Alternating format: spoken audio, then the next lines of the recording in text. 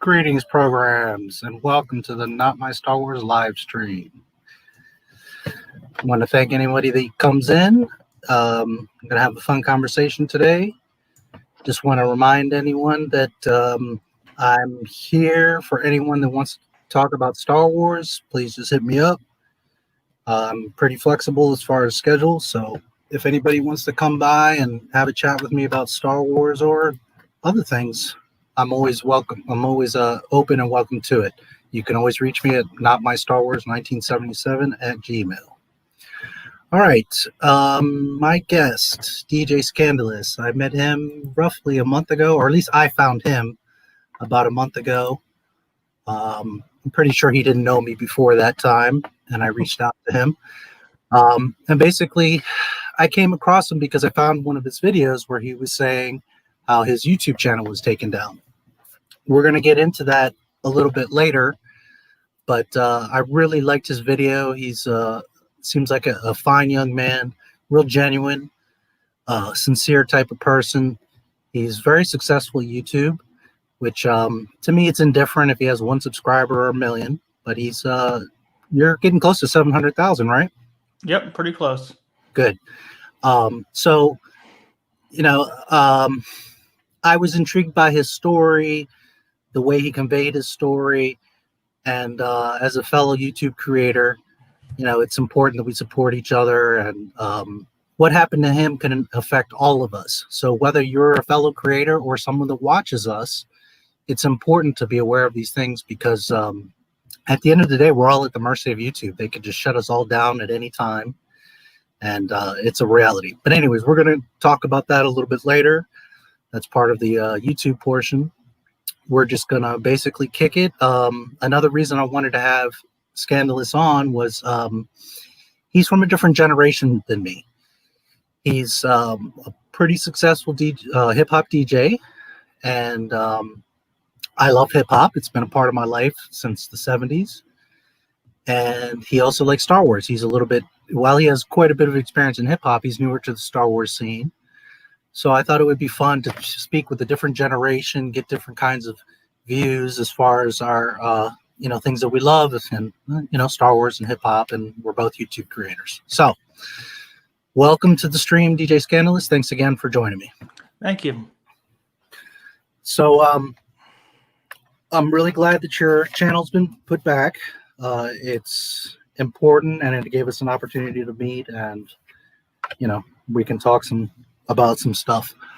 So I'm curious, what was the first time you saw Star Wars, whether it was a movie or what did you what was like your first experience with Star Wars, and how long ago was that? When was that? I would say the early 90s, around like 93, 94 is when I got introduced to the original trilogy. Okay. By way of TV. And back then I was like more of a Ninja Turtles fan, but you know, I still had some Star Wars toys too. So, and my favorite was Darth Vader. Cool. Yeah, mostly everyone's. Yeah, everybody loves Vader.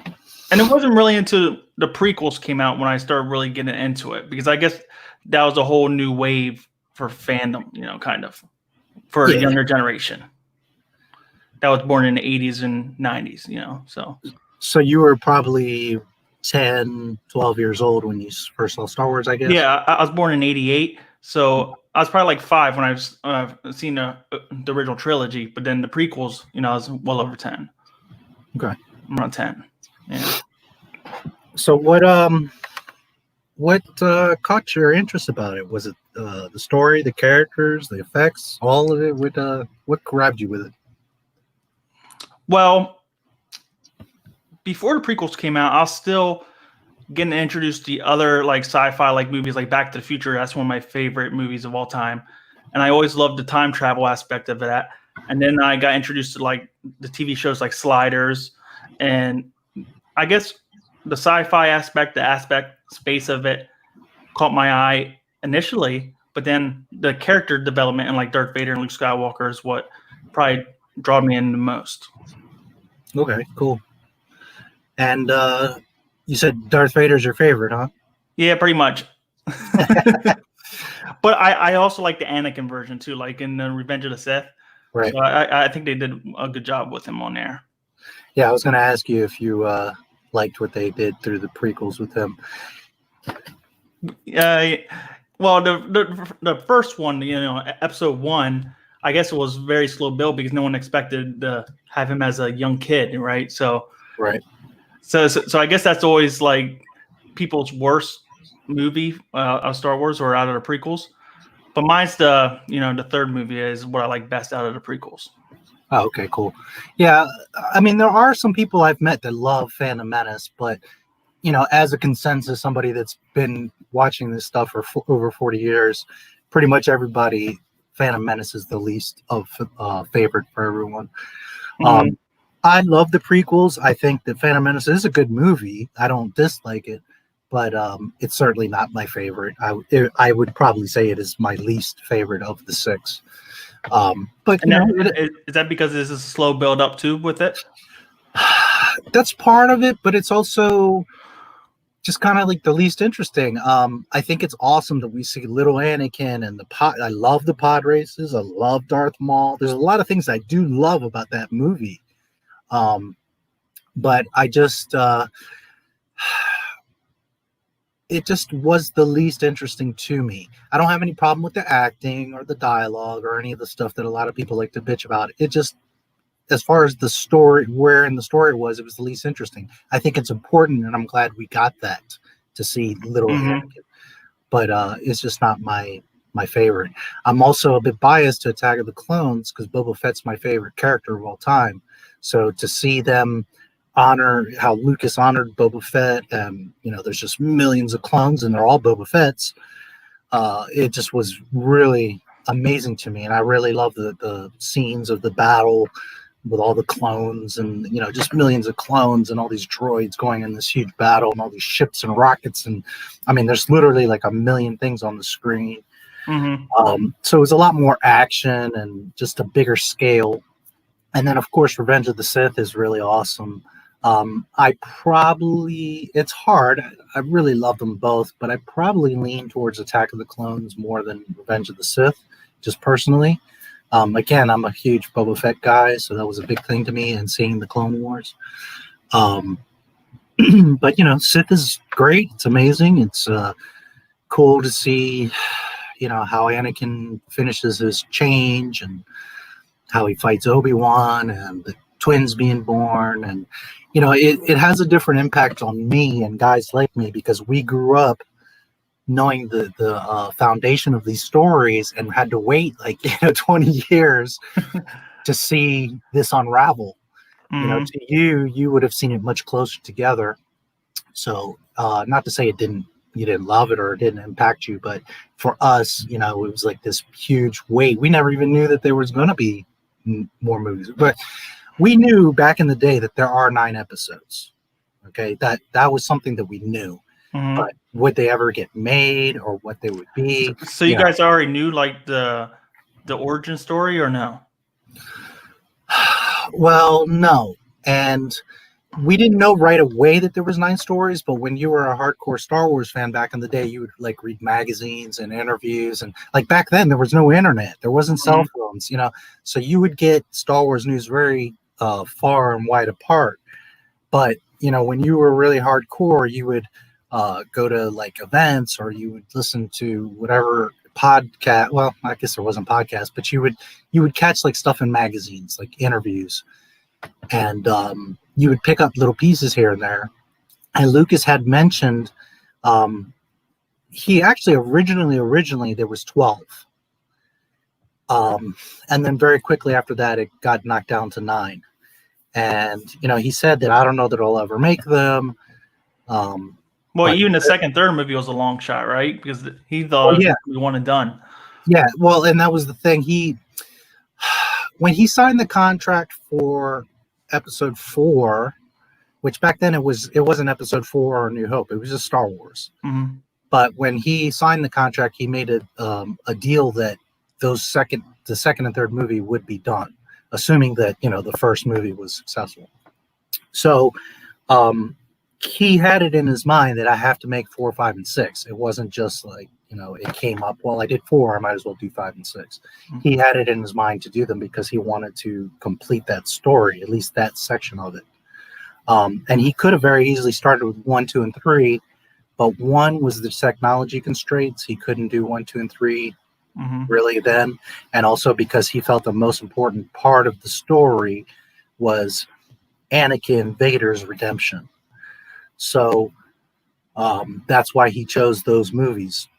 So we weren't, he had the intention and he had plans to do them, but at the end of the day, we saw the first movie and we didn't know for sure what was going to happen. We pretty much knew that, yes, the 4, 5, and 6 were coming, but at the end of the day, anything can happen in Hollywood. But as far as 1, 2, and 3, that was years. We didn't, hear nothing. We didn't know. And it was a big deal, man. When he announced that the prequels were coming, it was a big deal. You would have been really small. So yeah, I didn't really remember that. You probably wouldn't have, noticed it as much. I'm sure if YouTube and stuff was around then, it would have been like a bigger deal, Yeah, it would have been insane. It was insane without all this stuff. There wasn't social media, there wasn't YouTube, but it was still massive. Phantom Menace made over $1 billion. So, and it's funny, the other day I saw somebody, a Mouseketeer saying, oh, you're bitching about Disney. They're the first films to make $1 billion. No, that's not true. If Phantom Menace made $1 billion, and if you adjust for inflation, the original Star Wars made over $3 billion. So, it's just funny. People think those movies weren't that successful. When those movies came out, there was lines. I'm talking about like 3 blocks down the road to go see the original Star Wars movies. Okay, and when the prequels came out, it was pretty big too. There was big lines. Yeah, even with the Disney trilogy, I've seen big lines with The Force Awakens, that I never seen before with any other movie. At least for me. No, yeah, The Force Awakens had pretty good lines. They had a huge advantage of the fans from original trilogy, prequel trilogy, and then new, interest, and plus we all wanted to see more Star Wars. But it was nothing like it was with the original Star Wars. The original Star Wars was just literally, yeah, I'm sure, seas of people. It was insane.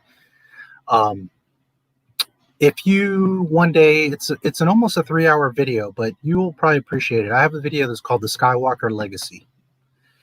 And it's basically a documentary with a ton of behind the scenes and George Lucas interviews and all about the original 6 movies. So one of these days, check it out. And at the end, it shows like all the movie premieres. And you're going to see it was just an insane amount of people going to these movies. So now when I went to see The Rise of Skywalker, the movie theater had 8 people in it, and that's including me. Yeah, I went and it was very empty. Yeah. So that in itself shows you how far Star Wars has fallen because, again, it was lines for blocks, and then it has come to, empty theaters. And I went on opening day, not a week later, opening day, and there was 8 people in the movie theater. And this is in Pittsburgh, not, in the middle of nowhere. It's just a major city, and it was empty. So the box office and the fans and there's all these indications of how far it's fallen. But I can tell you, the movie theaters were empty, and it wasn't just me. I was seeing people all over the country where these theaters were empty, and it's sad. You're talking more about Last Jedi and Rise of Skywalker, right? Yeah, right. Yeah. And it's sad because you get the newer fans that seem to think that guys like me get a pleasure out of that. And they don't understand that it really breaks our hearts to have to speak badly about Star Wars and to see the theaters empty and to see that it has so many problems. It's just weird how people perceive like, oh, you're just a hater. And it's not I'm a hater. It's that, first of all, the quality of these movies has completely fallen off. Second, the story is just it doesn't even fit itself, never mind with all the movies. You've totally destroyed literally planet Earth's hero with Luke Skywalker. Man, Luke was beloved by people all over the world, man. It's just amazing what they did to him. And but yet there's fans that just are okay with it, that say they're real fans and they're okay with seeing Jake Skywalker. You know, it's amazing to me. It just baffles me how people can be okay with that. But you know, everybody has different tastes and opinions, and it is what it is. But it was a different time. The world was different. You know, and I don't know. You know, you also get people that say they love Star Wars, but yet every 2 minutes they're bitching about George Lucas, and it's like, if it wasn't for George Lucas, you wouldn't even be talking about Star Wars. So Exactly. People are just weird. I don't pretend that he was perfect. I don't pretend that all the movies were absolutely perfect. But man, episodes 1 through 6 were beautiful films, a great story. And it's just, well, it is what it is. Here we are, you know. Yeah, I'm actually kind of glad that he actually planned it out instead of them just shoehorning in movies after already one was a success, you know. And that's kind of how I feel like the Disney trilogy is. Like, I feel like they didn't even have anything written up for Last Jedi or Episode 9 when they were making The Force Awakens, and it just seems like bad preparation on my part. Yeah, no, and they think they're slick. They'll say, "Yeah, we knew we were going to do Palpatine, and we had all these plans." And it's so obvious. You watch the movies; they didn't know what the hell they were doing. And they had all these different directors. Yeah, they didn't plan nothing. The only reason Palpatine came back is because Rian Johnson killed Snoke, and they were like, "What the hell are we going to do?" Which is double sad because it just shows their lack of creativity. Make up some new Sith. Make up something new. Nope. They had to go back and bring back Palpatine, who both George Lucas and Ian McDiarmid, the guy that played Palpatine, both confirmed years ago that he's dead. Period. Finito. You know, it's not even like a question. Palpatine was dead, and Disney just, you know, made up their clone nonsense. And, you know, he was back, and it's just silly. One thing I will say about the Disney trilogy, it did what the prequels did for me. It introduced me to mostly everything again. So the Disney trilogy for my nephew, he's 10 years old. He's seen The Force Awakens, and that got him introduced to the prequels and the original trilogy. So that's one of the beautiful things about it, you know, even if it's a terrible story.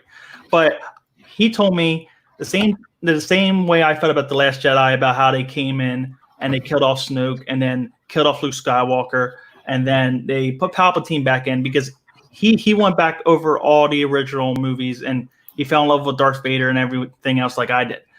And his biggest gripe with the whole Rise of Skywalker movie is my same gripe is, how can we bring back Palpatine and destroy Darth Vader's story arc, you know? Yep. Of his sacrifice. Yeah, and that's what baffles a lot of us with these new fans that are like, they were fine, they were great. Yeah, and that's crazy. A 10-year-old can conceive that too, you know? So, you know, anyone else can. Well, what that tells me is that they're not real Star Wars fans. They didn't like the original Star Wars movies. And you see, it's okay if you like these new movies. None of us has a problem with that. But if you're sitting here saying that it's okay, or that it makes sense, or that it finished the trilogy nicely, or that they're good movies, then obviously you're not a Star Wars fan, because how can you be okay with Luke being destroyed, Han Solo's a bum, Leia's flying in space, you know, Palpatine just totally wipes away anything that Anakin did? That it was like that whole point of 6 movies about Anakin and Darth Vader just are nothing. It's like, and you didn't even have a single reunion with Han Solo, Leia, and Luke Skywalker on screen together. Yep. Yep. Let me tell you something. Star Wars changed the world, the first movie. Okay? It, in every sense. Special effects, box office records, toy sales, every aspect of film was changed on May 25th, 1977. The entire world was changed. Some people never saw Star Wars or didn't care, but in one way or another, indirectly, that movie has touched your life. Everybody knows what Princess Leia looks like with her buns in her hair. Everybody's heard of it. Everybody's seen something about it. The world literally changed. And all the movies had special moments and memories and stuff like that. But the only other time that the world would have had, I mean, it was a big deal when Vader said, to Luke that he was his father. That was a huge moment. But the only other time that would have really like shook the world, and Disney had that opportunity, was to put Luke, Leia, and Han back together. Mm-hmm. Of course, Chewie and 3PO and R2, but even if everything else was gone, everything else was left out, Luke, Han, and Leia, and they blew it. That was the biggest, possibly the biggest movie moment in history they could have done. And they robbed themselves of it. They robbed themselves of one of the most magical, important moments in history. I think with Force Awakens, they wanted it like a cliffhanger so it can like promote the next movie. Oh, we didn't get to see Luke Skywalker, so here he is at the end, and entice people to watch the next one. I think that's what they were going for with that. Yeah, no, they were. That's what JJ was setting up. But JJ should have known better to take advantage of not only those three, but also to... What they should have done is had Luke right out the gate pick up, not right where he left off because years had gone by, but basically Grandmaster Luke, and he's, for whatever reason, he could have been out on the island and chilling, but something would have happened, a disturbance in the Force or whatever, and Luke was needed, and he would have came and kicked ass and established that he's still around, protecting the galaxy, and towards the end of that first film, they could have started introducing Rey and everybody else. And throughout the second film, he could have very respectfully passed the torch on to Rey, and Rey could have had proper training. She could have gone to Luke's Jedi Academy. They could have done so many things the right way. Yeah, and it would make more sense for Rey to get training for Luke Skywalker. Well, of course. See it on screen. Of course. And she also could have got even more training from Leia. And then by the third film, okay, it's, let Rey have her day. We would have all been fine with that. But you have to pay proper respects to Grandmaster Jedi Luke. And you have to properly pass the torch. Not just come in and make everybody look foolish. And, Rey's is the best. For no reason, she's just the best. Master Yoda had to train. He trained for 800 plus years. He was almost 900 years old, and he wasn't as good as Rey. I mean, seriously? It's just ridiculous. Because she's all the Jedi. She's all the Jedi, exactly. So, it's just crazy. Yeah, see, that's the same problem what DC was having, because I'm a big Superman fan. And, how Marvel set up the whole Endgame and Infinity War. DC tried to rush it, and then they try to, go and gloss over and not do any of the solo movies for Flash and Aquaman. They went straight to the team up movie, which was a big failure. And I feel like that's what they did with Rey. They focused on making her the best and doing all these crazy feats without showing a proper training. If they would show the proper training with Luke Skywalker, I think she would have been better received, by the fan base. Oh, absolutely. Had, they just like half an hour of the first movie, just show her training with Luke. That's it. Just show Luke having his proper due respect. Let him flex. Let us see that Luke is the man, and that he's flexing, and that it's now his time to pass it on. And Rey would have gotten proper training, and everybody would have embraced her and loved her. I mean, Disney right now could have an amazing character in Rey that so many people would love and would be selling action figures and all kinds of stuff. And now it's like they can't sell a single toy. Yeah, and then they say, "Oh, it's because she's a woman." It has nothing to do with that. It's just a story. Has nothing to do with that. We loved Leia. A lot of people love Ahsoka. It has nothing to do with it. It's because they disrespected the past and just, basically handed everything to Rey. But I will say, Finn had potential to have a great arc, and they totally ruined it, because having a stormtrooper rebel against the stormtroopers and then possibly become a Jedi, then you could have made him go back and get his brotherhood, his comrades, and the stormtroopers can rally with him. I think that would have been a great arc, and they totally blew it. Oh yeah, absolutely. A lot of us wanted to see that. They really blew it on that. And I wouldn't even have minded if both him and Rey would have met up in Luke's Jedi Academy, and they both, trained under him. And even if Rey ended up being the new savior, okay, fine. But they could have done even without Rey. They could have just done Finn. Either way would have been fine. I think they blew it, as well. They could have had both of them under Luke, and man, Disney just threw money away. It's crazy. Yeah, everyone says, "Oh, it made $1 billion, $1 billion," but each movie should have made more than the last one. Rise of Skywalker should have made $2 billion. Yep. Well, I think it should have made 4, because Force Awakens made 2. So, being as it was their end game, the Rise of Skywalker, the end of 9 movies, 42 years of Star Wars, it should have made $4 or $5 billion. It should have smashed everything. And you know what? If George Lucas would have made them, it would have. It would have literally made like $5 billion. See, here's the thing. The way that movies make that kind of money is not the opening weekend or the opening week. What it is people go back to see it. The old movies, like, people would go see Star Wars 30 times. Mm-hmm. You know what I mean? Now, I'm sure there's somebody out there that went to go see Force Awakens or The Last Jedi 5 times, but very few people. The reason that Star Wars was so successful and all of the other 5 movies is because people would keep going back to the theater. So that's why those box office numbers were so high. It wasn't that everybody in the world first weekend went to see it. It was that, a lot of people saw it, but that a lot of people kept going back and kept going back and kept going back. Then you had the toys and the posters and the mugs and the DVDs and all this extra stuff. But just the box office was because people were going back. And nobody is going back to see these Star Wars movies or these Disney Star Wars movies. Mm-hmm. So... And you would think they have a way better way of marketing now with social media and everything than they did with the prequels or even the original trilogy. So they have no excuse for not connecting with their audience, because not at all. Technology is so crazy and their channels are so big now, Yeah, no doubt. They had every advantage. They have YouTube, they have the internet, they have social media.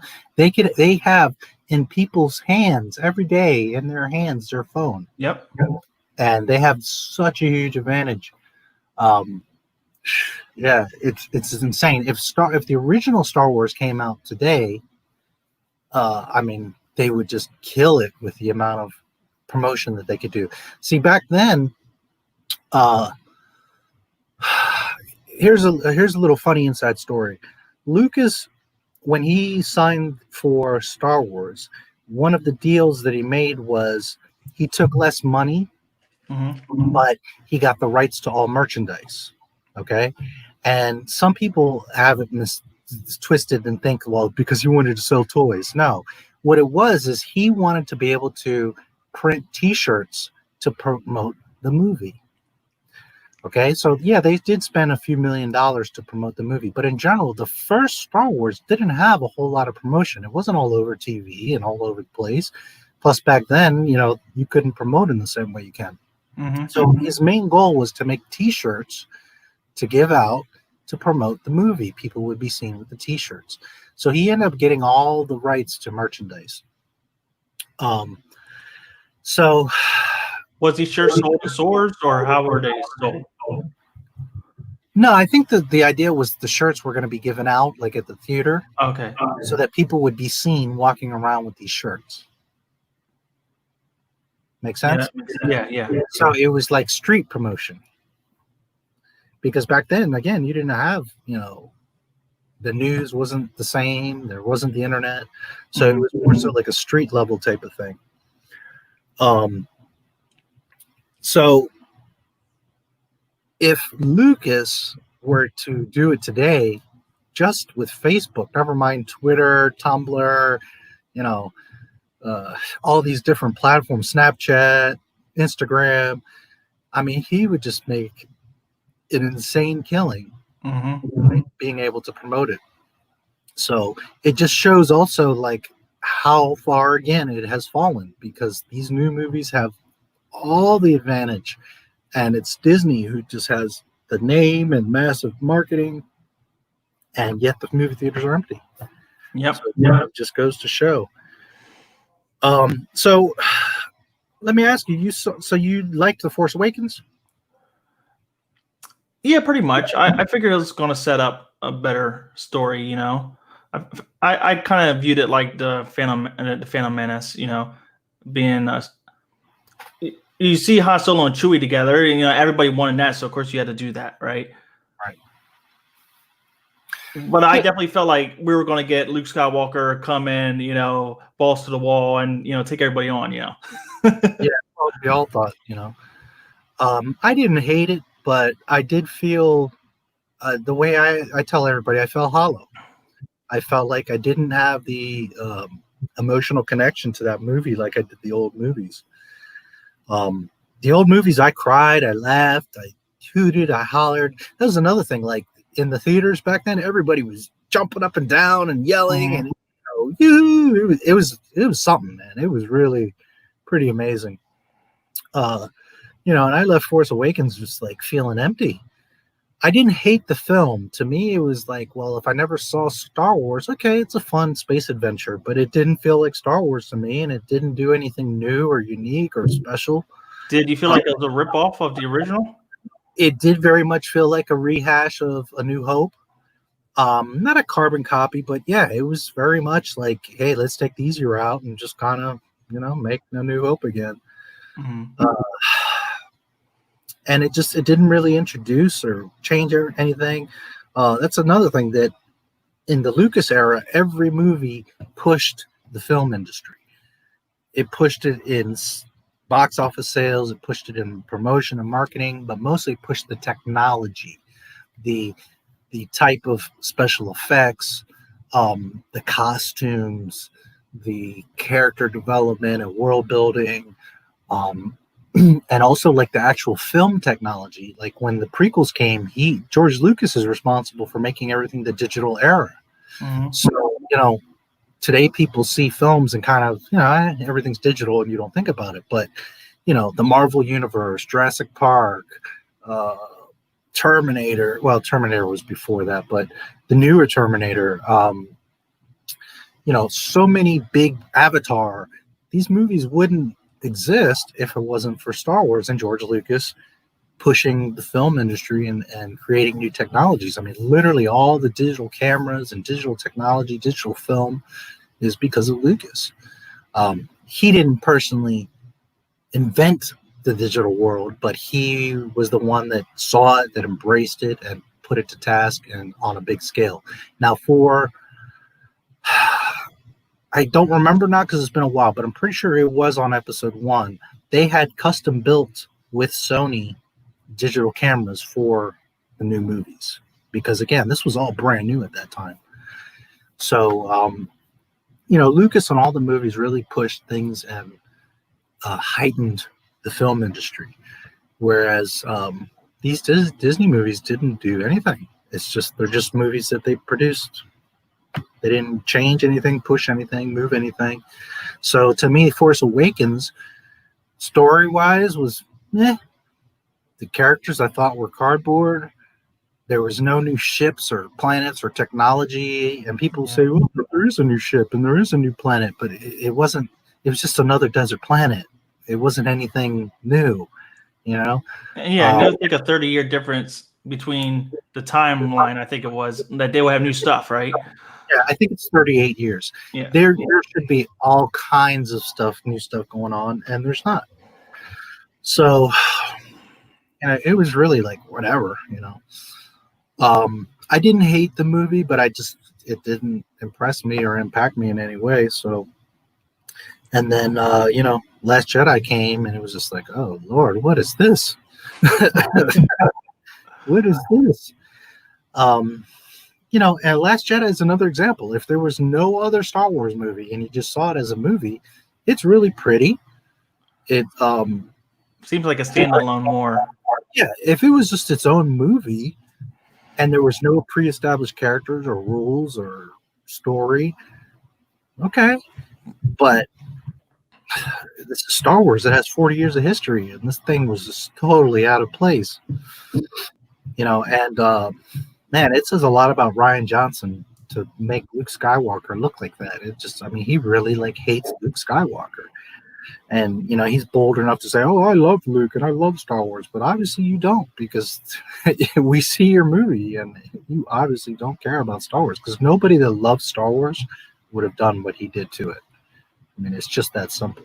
I don't care how artistic or avant-garde or, you know, genius or whatever you think you are. You simply would not do that. Mm-hmm. No. Why do you think they picked Rian Johnson over anyone else, though? I think it was a combination of things. One, a lot of people reacted to The Force Awakens saying the same thing. Like, it didn't change anything. It didn't do anything. So then they figured, well, let's really go extreme then. Let's really hire somebody that's going to push it and do different things. Another reality is, you know, Hollywood is a little club.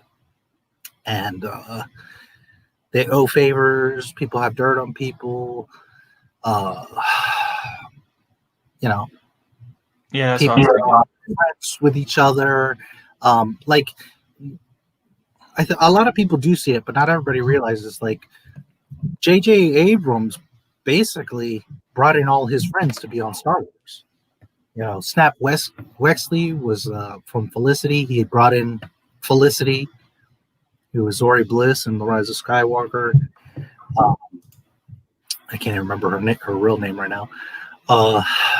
You know, a lot of JJ brought in his buddies to be in Star Wars, his editor, just actors and people that he knows from the crew. And I'm all for helping people. I'm all for looking out for your peeps, and all that's great. But at the end of the day, you need to make the best movie possible. And you times that by 1,000 with the responsibility of this is the Star Wars franchise. You shouldn't be, you know, that's like me going to you and, you know, you're about to release an album, never mind a mixtape. Like, you know, an label comes to you and says, hey, we want you to make an album. Like, this is going to be your first official album, you know, and I'll just use myself as an example. And I come to you and I'm like, but bro, we've been homies for 20 years. You got to put me on that album. But I might suck, you know, or I might be okay. And you got to find the line where, you know, you can't just bring on your homies. You have to do the right thing for the franchise and for yourself, for your own career. You know, so, and JJ was just like bringing in all his friends. So I think that's part of it, is that they, you know, wanted to do something extreme, but also, you know, he probably was buddy with Kathleen, and, you know, he had done a few movies that were successful, and they figured, oh, we'll bring him in, he'll shake things up. But, you know, you have a huge responsibility with Star Wars, and you need to know better that you have to bring in the right person for it. But you wonder how big of a Star Wars fan they were initially before they got it, you know? Maybe they're just saying it because they got the part, you know, to be director or producer or whatever. Yeah, you know, and I think part of how they got the part was sucking up to KK and saying, hey, I love Star Wars. I'll make an amazing movie. But, you know, it's very obvious that Rian Johnson does not know or love Star Wars. His movie makes it very obvious. I think some people use stuff like a stepping stone, especially since Star Wars brand is so big. People think like, oh, this would catapult my career. Maybe this was some like with Rian Johnson, I think. Don't get me wrong. Most people in their right mind, if Lucasfilm came to you and said, hey, do you want to make Star Wars? I mean, you're going to be like, oh, well, hell yeah. Mm-hmm. Now, I sometimes call myself an alien because I have a huge amount of integrity. And if Lucasfilm came to me to make Star Wars, well, I would say yes, because I know Star Wars. I've been there since 1977. It's a huge part of my life, and I know it very, very well.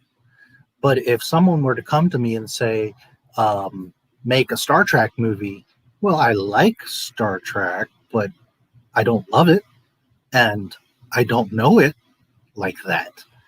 There's guys out there that know 1,000, 1,000,000 times more than me about Star Trek. They know all the canon, they know all the characters and cross stories and history. And I would say, if someone came to me like, hey, do you want to do Star Trek? We're going to pay you all this money and all that. I would say no. As much as I would love to, and it breaks my heart to have to deny it, I wouldn't do justice to the franchise.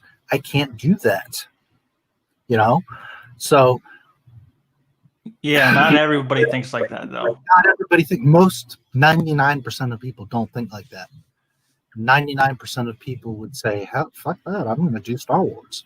And that's part of the problem. A lot of the employees at Lucasfilm and even the actors are at fault here, because while this was all happening, even Luke himself, Mark Hamill himself, as much as I love that guy, he himself should have said, look, this isn't Star Wars, man. I'm walking off the set. Now, he's under contract and he got paid millions of dollars. And I understand. But imagine if Luke Skywalker walked off the set and he's just like, I'm not doing this unless you respect Luke Skywalker. Okay, well, Disney could try to sue him, but really, are they going to be able to sue him because they're destroying his character? I don't think so. He might have to give the money back, but it's not like he's going to really be in trouble. And all that's going to do is cause the media to go into flames and be like, what the hell is going on? Disney's broken because if Luke Skywalker doesn't want to be a part of this, something's obviously suspicious. So in a way, it's the actor's fault too, because Daisy Ridley, John Boyega, all of them should have said, like, hey, this is bullshit, man. What are we doing here? We're disrespecting Star Wars. They all, in my opinion, should have said, we've got more integrity than this, and we need to boycott this film. And I know that a lot of people that ever hear that are going to say, you're crazy. They got paid millions of dollars, and they're just going to do it. And that's fine. Most people would. But me, I would have said, nope, I'm not doing this. I'm not going to disrespect Star Wars and George Lucas like this. And there's a lot of people at Lucasfilm. It's the same thing. You know, they've been there 15 years, 20 years. They don't want to lose their job. They love being at Lucasfilm. They make a great salary. But at the same time, everybody at Lucasfilm, at least all the old heads, should have said, Kathleen, we're not doing this. This is not right. And if you had in the news that at least half of the Lucasfilm employees are boycotting Star Wars, that would have shown everybody, you know, this is something serious. There's serious problems over there. And Disney would have conceded right away, because Disney doesn't want that bad press. Disney would have said, oh, no, we got to respect Star Wars, and, you know, the old Lucasfilm guys, we got to listen to them. But nobody spoke up. Yeah, maybe the cast members weren't as big as the fan as us, you know. Yeah. Is my mic fine? I hear a lot of feedback. No, you sound okay on my end. Okay. And again, I'm not mad at anybody. I totally understand. It's hard to say, you know, somebody hasn't handed me $5 million to do it. So I get it. But, you know, to me, that's what differentiates a really hardcore, you love Star Wars, that you wouldn't be a part of what they were doing to Luke in the story. You simply would not accept that. Mm-hmm. So, you know, there's a lot of people at fault. It's not just Kathleen Kennedy. I mean, she's the one pulling calling the shots. But at the same time, everybody that went along with it is just as guilty, right? So it's like anything. It's like any crime. There's somebody initiating it, but if everybody's just standing around watching it, you know, it's like George. I honestly don't know why she still has a job after all these movies didn't make as much money as what they were projected to make initially, you know, and she still has her job. Yeah, it's crazy. Each film keeps dropping money, and somehow she still has her job. Just from a business standpoint, Disney should have canned her a while ago. You know, business is business, and she's losing them billions of dollars. So it is insane that she's still there. Whether you like her or not, whether her agenda, whatever, I don't care. Just straight up business. She has cost them billions of dollars. The Galaxy's Edge Park is empty. No toys, no merchandise is selling.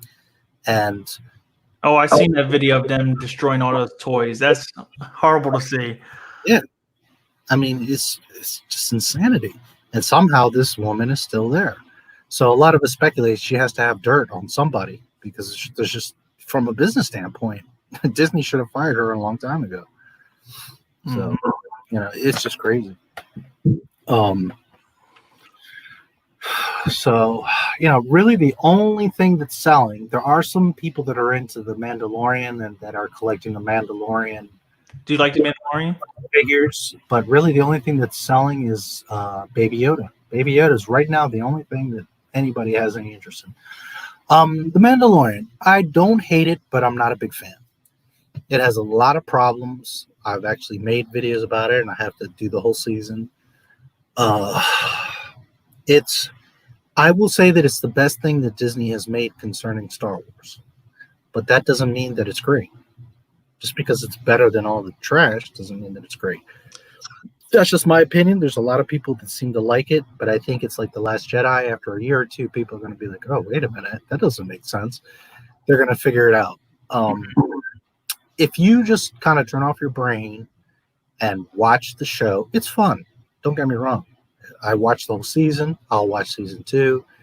It's a fun show, but it has just so many problems. And when I say problems, lore problems, production problems, it's really a mess. A lot of people don't want to admit it or see it because they're so excited about having Star Wars. And, you know, I've been a fan since '77. I, as much as anybody, want good Star Wars, but I'm also not going to be blind and just say, oh, well, this is great because this is the best thing we've seen. No, I have a much higher standard. So I don't know. I'm not mad if anybody likes it. I know a lot of people do, but me personally, I'm not overly impressed. It has a lot of stupid problems. Cara Dune, oh my God, an ATST, we're screwed.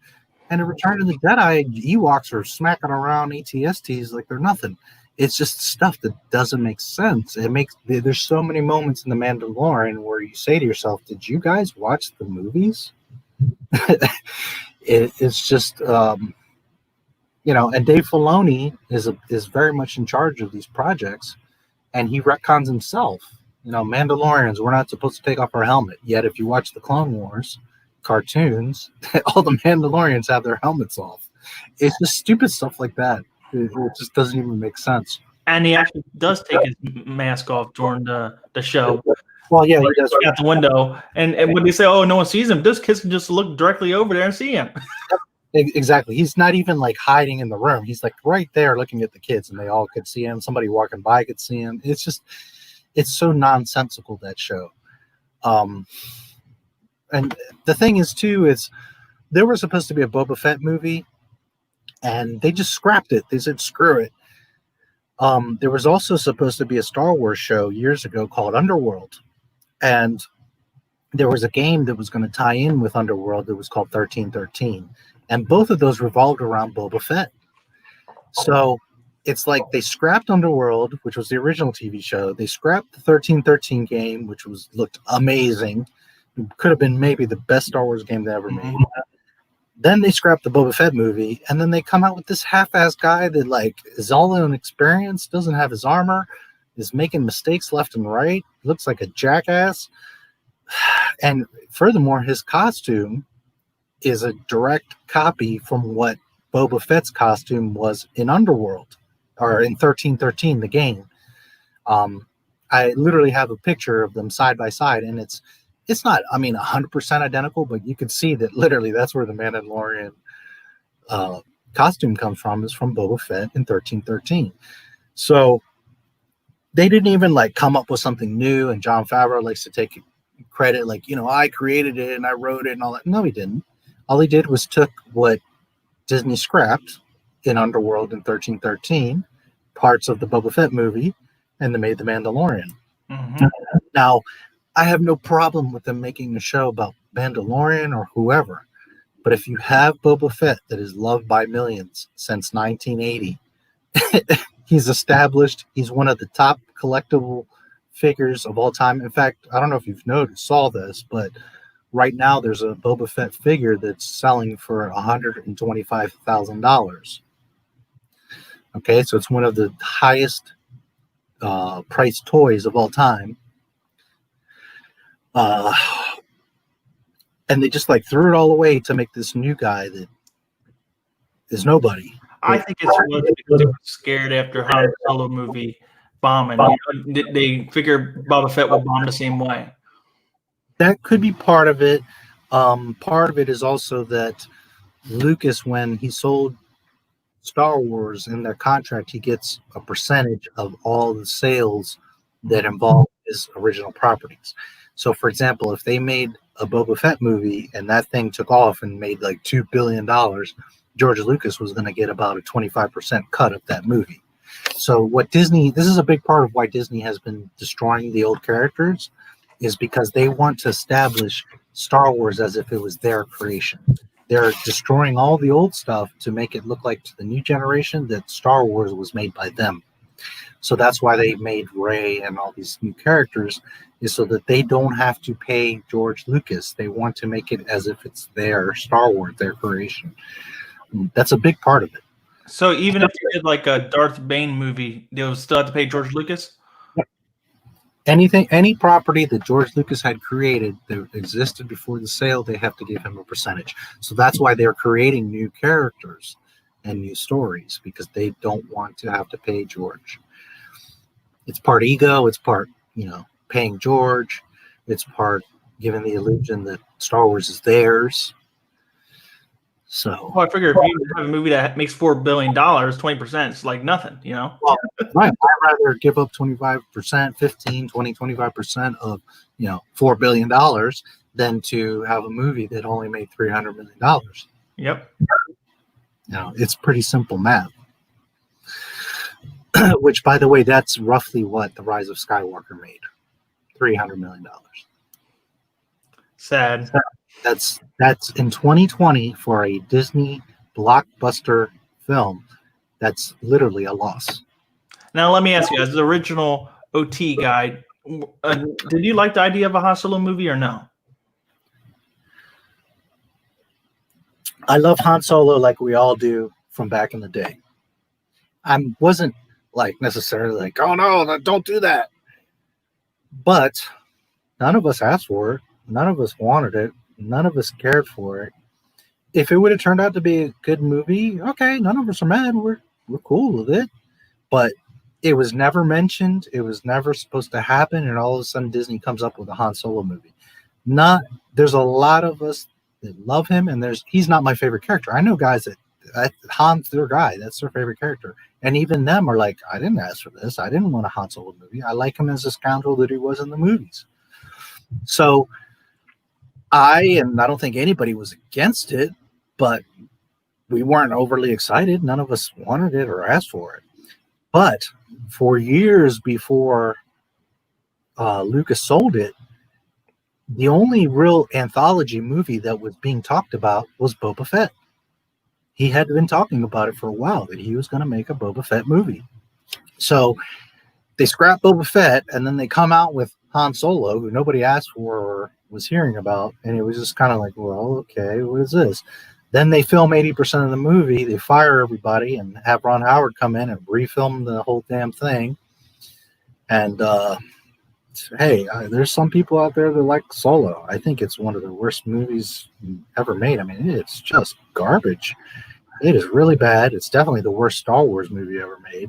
Mm-hmm. And I mean, that one literally lost hundreds of millions of dollars. Like, it's not even that it just profited a little bit. I mean, it's negative. It lost a lot of money. So it's kind of funny because there's people that are, going on about make Solo 2, and it's like, Disney's not going to do it because Disney's all about money, and the first one lost money, like literally lost money. Exactly. They won't go back to that. No, they're not going to go back to that. I just think it's funny because you got all these people making shirts and wanting it, and I'm like, all 5 of you are not going to get a Solo 2. It's not going to happen. However, the perfectionist in me would love to see the original cut so I can compare it. Yeah, no, and a lot of us would, and who knows, maybe that would have been a great movie. And I want to stress again, I love Han Solo. We all would have loved, it goes back to what I said in the beginning of the stream. It breaks my heart to have to say that Solo was trash. Like 10 years ago, 20 years ago, I could never in my life imagine I would be saying that a Han Solo movie was garbage, that a Star Wars movie was trash. It sucks. It sucks to say that, to think that, to feel that. But I mean, Disney did what they did. It is what it is. I feel like they picked the wrong person to play Han Solo. Like, every time I look at the actor, I just couldn't envision Han Solo. Yeah, most people say the same. I don't think he did a bad job, but he just wasn't really the right guy. And a lot of it too is just the way they wrote the story. That's not Han Solo. If you know anything about the EU and the lore, I mean, that's not at all Han Solo's story. So not only was the actor kind of out of place, but then you got like him behaving like totally differently. His background is not what it was. You got Lando Calrissian like abandoning him, and Lando's now this like pando guy in love with a robot. I mean, it was just like the weirdest freaking thing. I don't know what they are thinking over there in Disney Lucasfilm. You know, it's not funny. It's not cute. Lando was a smooth, slick, badass dude. Straight up Star Wars pimp. And they turned him into this doofus that, you know, is in love with his robot. And then his robot's going on about robot rights and all that. It's a freaking robot. I mean, come on. It's just the whole thing was very strange. And then you got stupid stuff like, you know, a lot of people say, well, I love that train scene.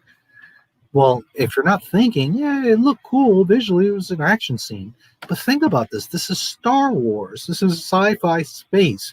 Everything flies and floats. Why would you have a train on tracks in Star Wars? Mm-hmm. Okay, so it shows you how clueless the people that are making Star Wars are when you're making a train on tracks. Well, I guess you could argue that civilization wasn't as advanced, but they didn't really state that, you know. Well, they didn't state that, but also you have to understand the entire Star Wars universe is way in the future from us. It's a long time ago that this happened, but where they're at in the universe is way far advanced to Earth. Mm-hmm. So trains on a rail would have been long gone, you know, centuries ago. It's just not even. That's not to say there's no conveyor belts or kind of tracks in Star Wars. Sure, inside of a warehouse, a factory, you know, but an actual like train system, it wouldn't exist. It wouldn't exist. And that movie was, I don't remember exactly where it is in the timeline, but it was, you know, kind of in between the old original movies. So technology was way ahead of them there being a train. It's just silly. So, I don't know. That whole movie just didn't even make sense. Yeah, you killed off Han Solo and then you go back to him. It didn't make sense to me. Yeah, you know, they're all over the place. That's a good point. You know, they disrespect him, they kill him, they make him a bum, but then you go and make a movie about him. And I think part of that was them desperate. They said, well, we screwed up on Force Awakens, so we now have to try to do something with Solo to try to get the fans back. But they, first of all, shouldn't have killed Solo, and especially not the way they did, and not as early as they did. But man, they totally screwed up on the Solo movie, so that was just like a total waste of time. Mm-hmm. It's crazy. I would have preferred a TV series with them on Disney Plus as opposed to a movie. Yeah, that's another thing they could have done. That probably would have been better as a TV show, but you know, Disney Plus wasn't around yet. And who's to say they won't do something with Han and Disney Plus? You know, it's still a possible. I have a feeling what's going to happen is because with all these movies, all the problems, they're going to come out with like 10 Star Wars TV shows. And I don't think that most of them are going to be successful. I think that's where they're going to water it down and really screw it up. But that's what I predict is going to happen, is they're going to start pulling out all these shows left and right. Yeah, especially after the success of The Mandalorian, I think they will. Yeah, I mean, if they have anything going for them, it's The Mandalorian. And big corporations always go after what they see or at least think is working. It's pretty funny or silly to me that they're going to put so much energy into TV shows when the movies are where the big money and the fandom is at. But don't get me wrong, I'm all for Star Wars TV shows. I think it's a great addition. I think it's a great extra. But if your movies are in flames, then you need to worry about fixing the franchise and the movies and the fandom before you concentrate on making 6 different TV shows. That's what I'm getting at. But I'm all for the TV show. You know, for years, Lucas was talking, since I have documents since 2002 that they were talking about making the Star Wars TV show. So Lucas wanted to do it. It's just it was so expensive. It was at his time, they were calculating $50 million per episode. Mm-hmm. It was just too much money to justify making the shows. The Mandalorian, by the way, each episode is $15 million. Even though it's really short. You know, and that's another problem with the Mandalorian is one, it's just in general too short. They should be hour episodes. But two, they're all different lengths. Literally every episode, one's 43 minutes, one's 32 minutes, one's 20 something minutes, one's 35 minutes. It's like, what the hell are you guys doing? If you're going to make it not an hour, well, at least make them all consistent, 45 minutes or 30 minutes or whatever. Mm-hmm. It's just they're all over the place. So, you know, and part of that is their ego, because they figure, well, this is a Disney Plus show and it's always going to be here. Had they been thinking and the show was a true success, well, years later it could be syndicated and other TV networks would want to buy the rights to show it. Well, if every episode is a different length, what TV network can do that? All the episodes have to be the same length. You understand?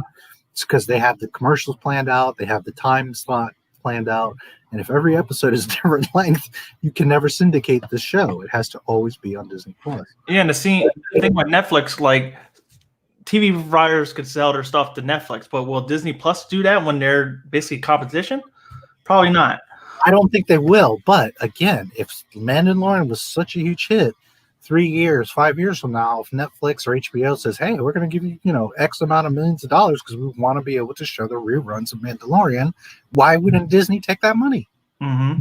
They've gotten what they got out of it. It's only going to help spread the word more. People can rewatch it. I mean, I guess Disney's ego is just join Disney Plus and you can see it 5 years from now. Exactly. And I think that's why they rushed it out. So they have something that's exclusive, you know, right at launch. Well, yeah, absolutely.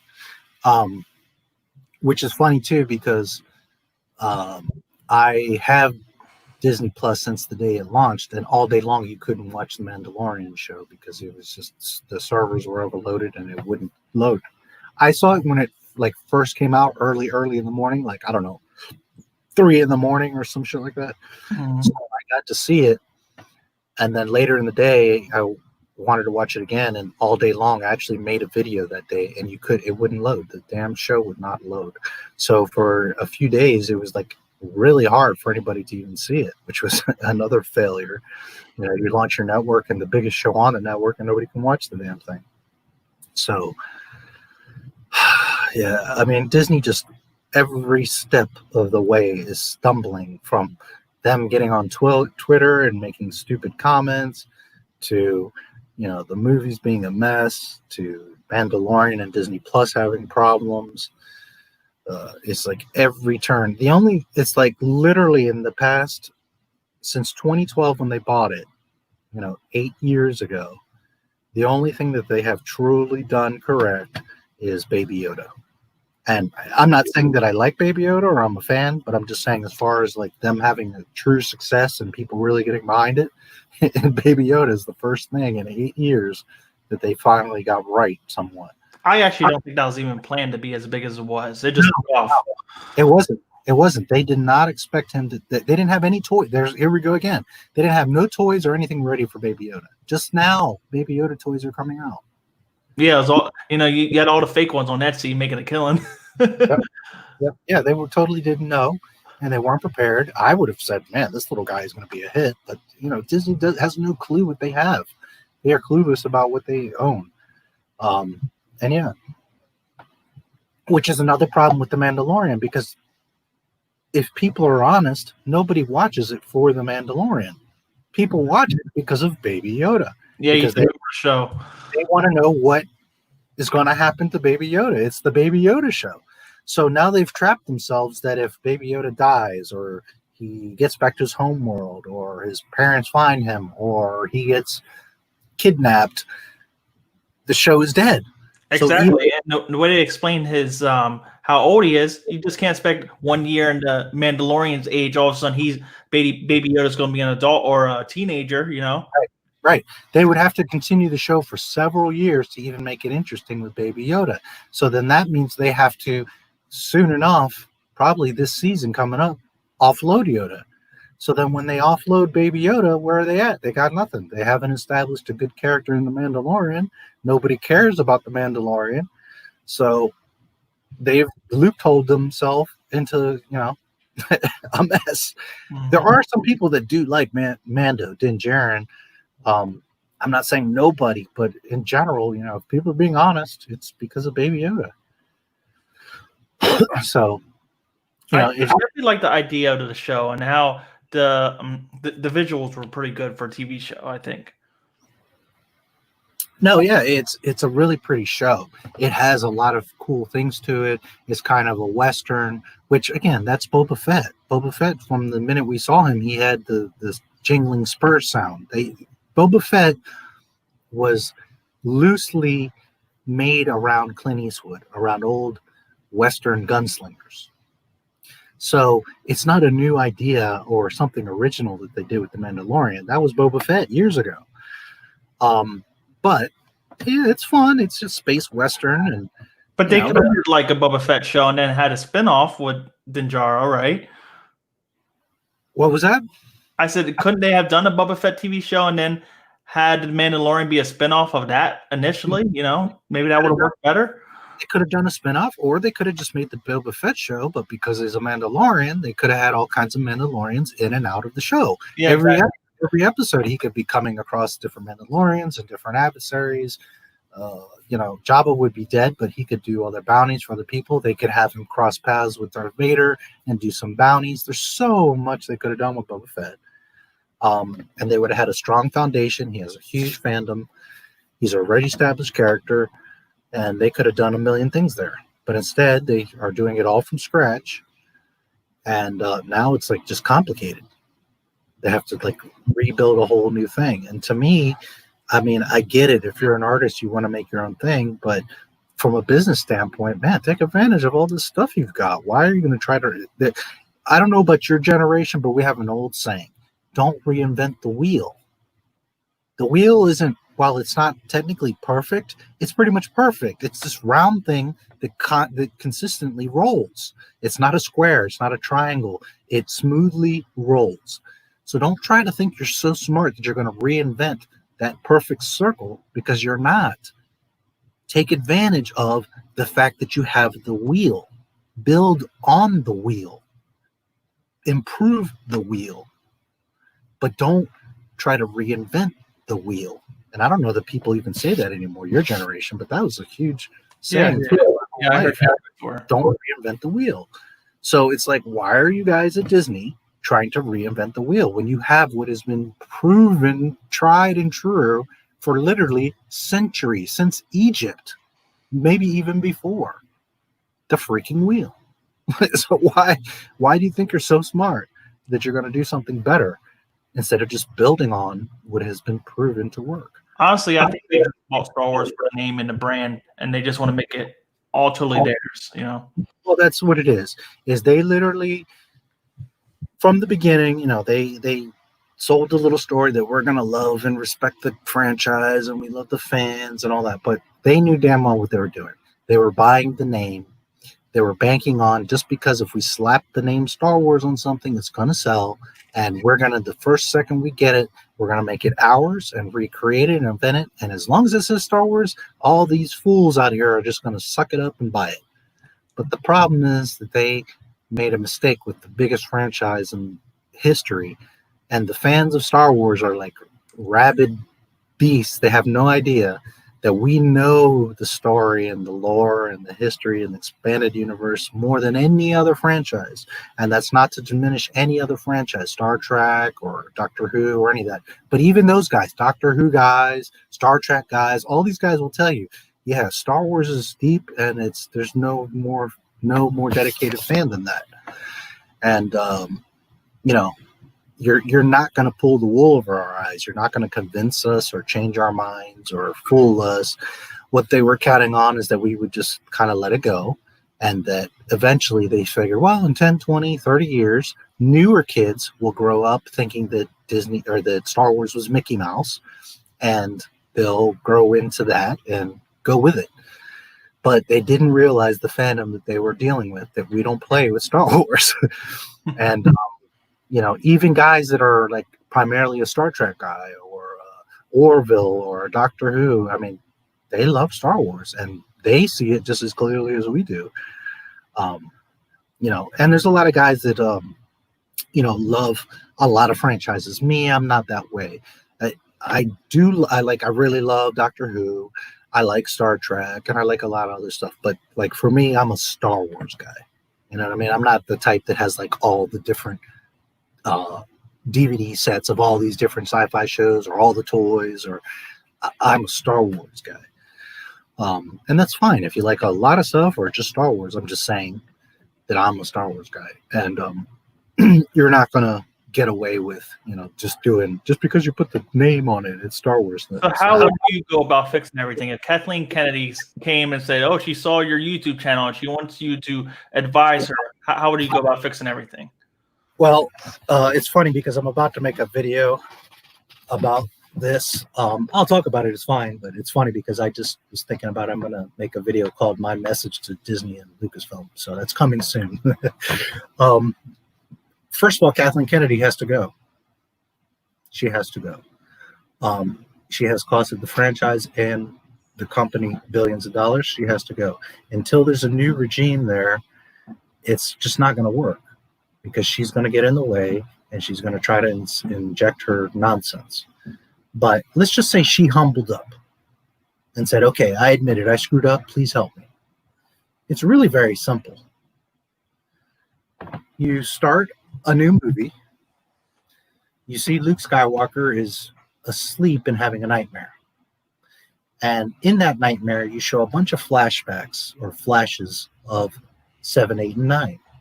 You show Palpatine is back. You show Rey flying. You show Leia dying. You show Kylo turning. You show Kylo killing his father. You show all these little flashes. And then Luke wakes up. And 7, 8, and 9 are just a nightmare. They're not real. They never happen. They're just what could happen. So then Luke, while he already has the Jedi Academy and is already doing the right thing and maintaining order to best he can and rebuilding the Jedi Order, it gives him like an even newer fervor to watch himself. He knows that something's coming, but it also kind of re-energizes him. Not that he's a hermit or that he's de-energized or doesn't care, but it gives him an extra boost and a warning that something's coming. And he wakes up, out of his nightmare. He's sweaty and all that. And then, he gets up, he stretches, whatever, and he walks out of his hut or home or whatever. And he opens the door and you see young Jedi that are training, like in a courtyard or whatever. And it's Luke's Jedi Academy. And you go from there. It was all just a nightmare. It was a sort of a vision into the future, because now he's a Grand Master, so he can start to really see things in the future. And it was what could happen if Luke doesn't maintain the peace in the galaxy. Mm-hmm. And either Rey would already be there, Rey and or Finn, or they get introduced shortly after. Kylo could already be there too, but as Ben Solo. And, he's training and has the Jedi Academy, and then they introduce Rey, and then you go from there. He knows that something's coming. There's some sort of new prophecy or disturbance in the Force, what have you, and they build from there. That Luke starts training these younger Jedi, and if they want to make Rey, this Miss Great Rey, okay, fine. But she needs to be humble and meet Luke and show him proper respect and train her ass off. Show us seeing her sweat, seeing her fall on her face, seeing her fail, seeing her lose a limb.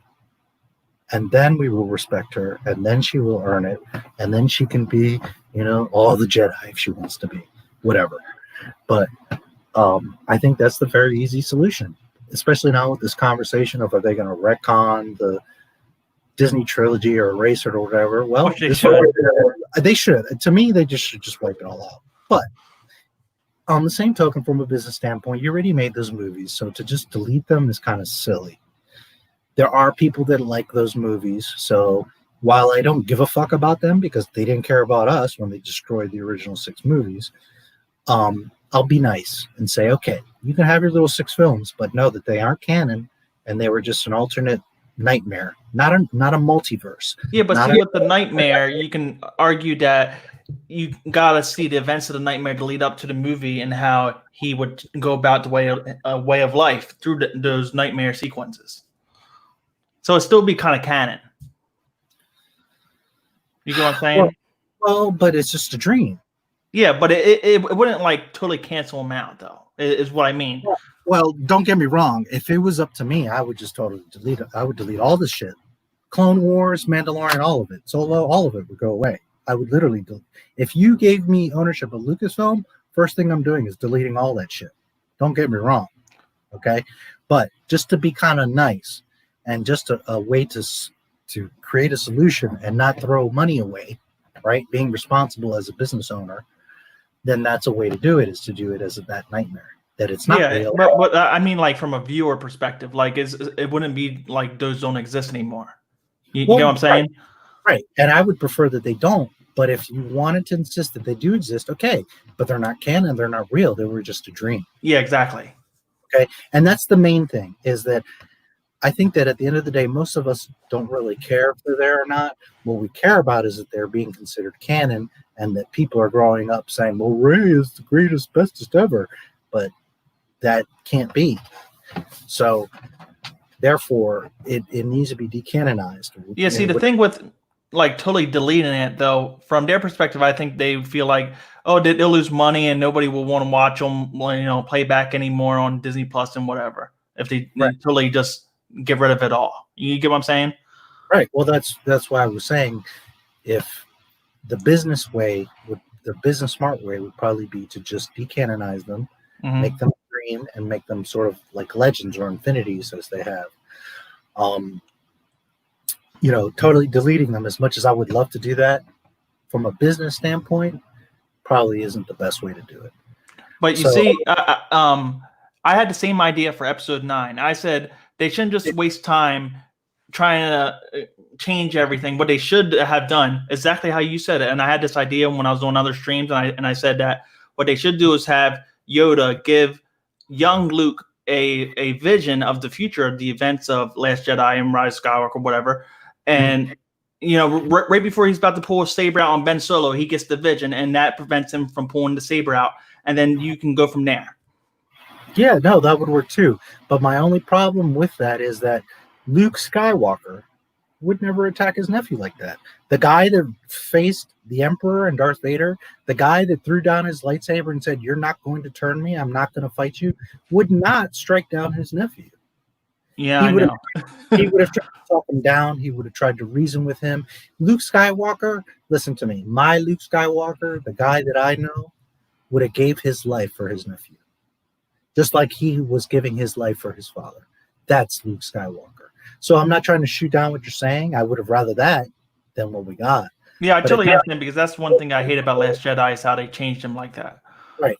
At the end of the day, that's Luke Skywalker. The reason why he saved the galaxy is because he was unselfish.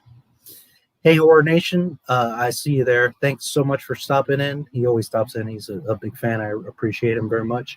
And really happy and blessed 4th of July to you. I'm glad that you're here with us, enjoying it. And happy 4th of July to everybody else. And whoever comes in or out or sees the replay, happy 4th of July from NotMySTARWARS and, of course, DJ Skandalous. So, no, again, and I'm not trying to shoot down what you're saying. I would rather that. But it's just knowing Luke, Luke would have given his life for his nephew. Luke loves his sister to death. He loves Han to death. He would have done anything for that boy. Trust me. So, it's just silly, the notion that he would even think to strike down Ben Solo. Now, if Ben Solo was like glowing yellow eyes and full Sith and like killing his students, okay, Luke's going to do his business and he's going to have to take down Kylo Ren. I'm okay with that. I will accept that. But for him to attack his nephew, Ben Solo, in the dark or in his hut because he thinks he might turn, that's not Luke Skywalker. It's not Luke Skywalker. So, but again, just being from the business aspect, I would decanonize them. I would make it a nightmare. throw them, in Legends, and that way whoever likes those movies can enjoy them. I'm not trying to take anyone's enjoyment away. I only have a problem with people considering it canon and saying this is Star Wars and that's real Star Wars and Star Wars is Star Wars. No, it's not. That is not Star Wars. It's a side story. I'm okay with that. You can enjoy it, but I can't accept that that's canon or that that's 7, 8, and 9. That's what could have been 7, 8, and 9 that I can live with. I 100% agree. Like, especially since no one wants to come back, right? So you got to do something. Yeah. And, that's another thing that tells you a lot. None of the actors want to do any more Star Wars movies. So if they were so great and they had such a great experience, how come none of them want a Disney Plus show? None of them want to do another Star Wars movie? They're all like, I'm done. I'm out. So, and there's YouTube channels out like, oh, Rey's going to come back. They're going to do something with her. She's going to have her own show. And Kylo Ren, Disney Plus, and Oscar Isaac and all this. And they've all said, you there? So, yeah. Can you hear me? Oh, you cut out for a minute. I was just saying that all the actors have said publicly that they're done, And there's some YouTube channels out here that are like, oh, don't come back. They'll do a show. No, they're not. They've all said clearly, I'm done. So. Yeah, it kind of shot themselves in the foot by these movies because then they could have had spin-offs with Finn if they would have built him right, as a TV show. Definitely. Well, I can talk Star Wars for days, but if you want, we can talk. It doesn't matter. You there? I can't hear you. Is your mic muted? No, you should be able to hear me. Oh, I can hear you now. Okay. Yeah, maybe my mic was loose. I don't mind either way. Is there anything else on your mind with Star Wars? Any questions, any thoughts, any ideas? I think we went through a lot. Most of what I was thinking.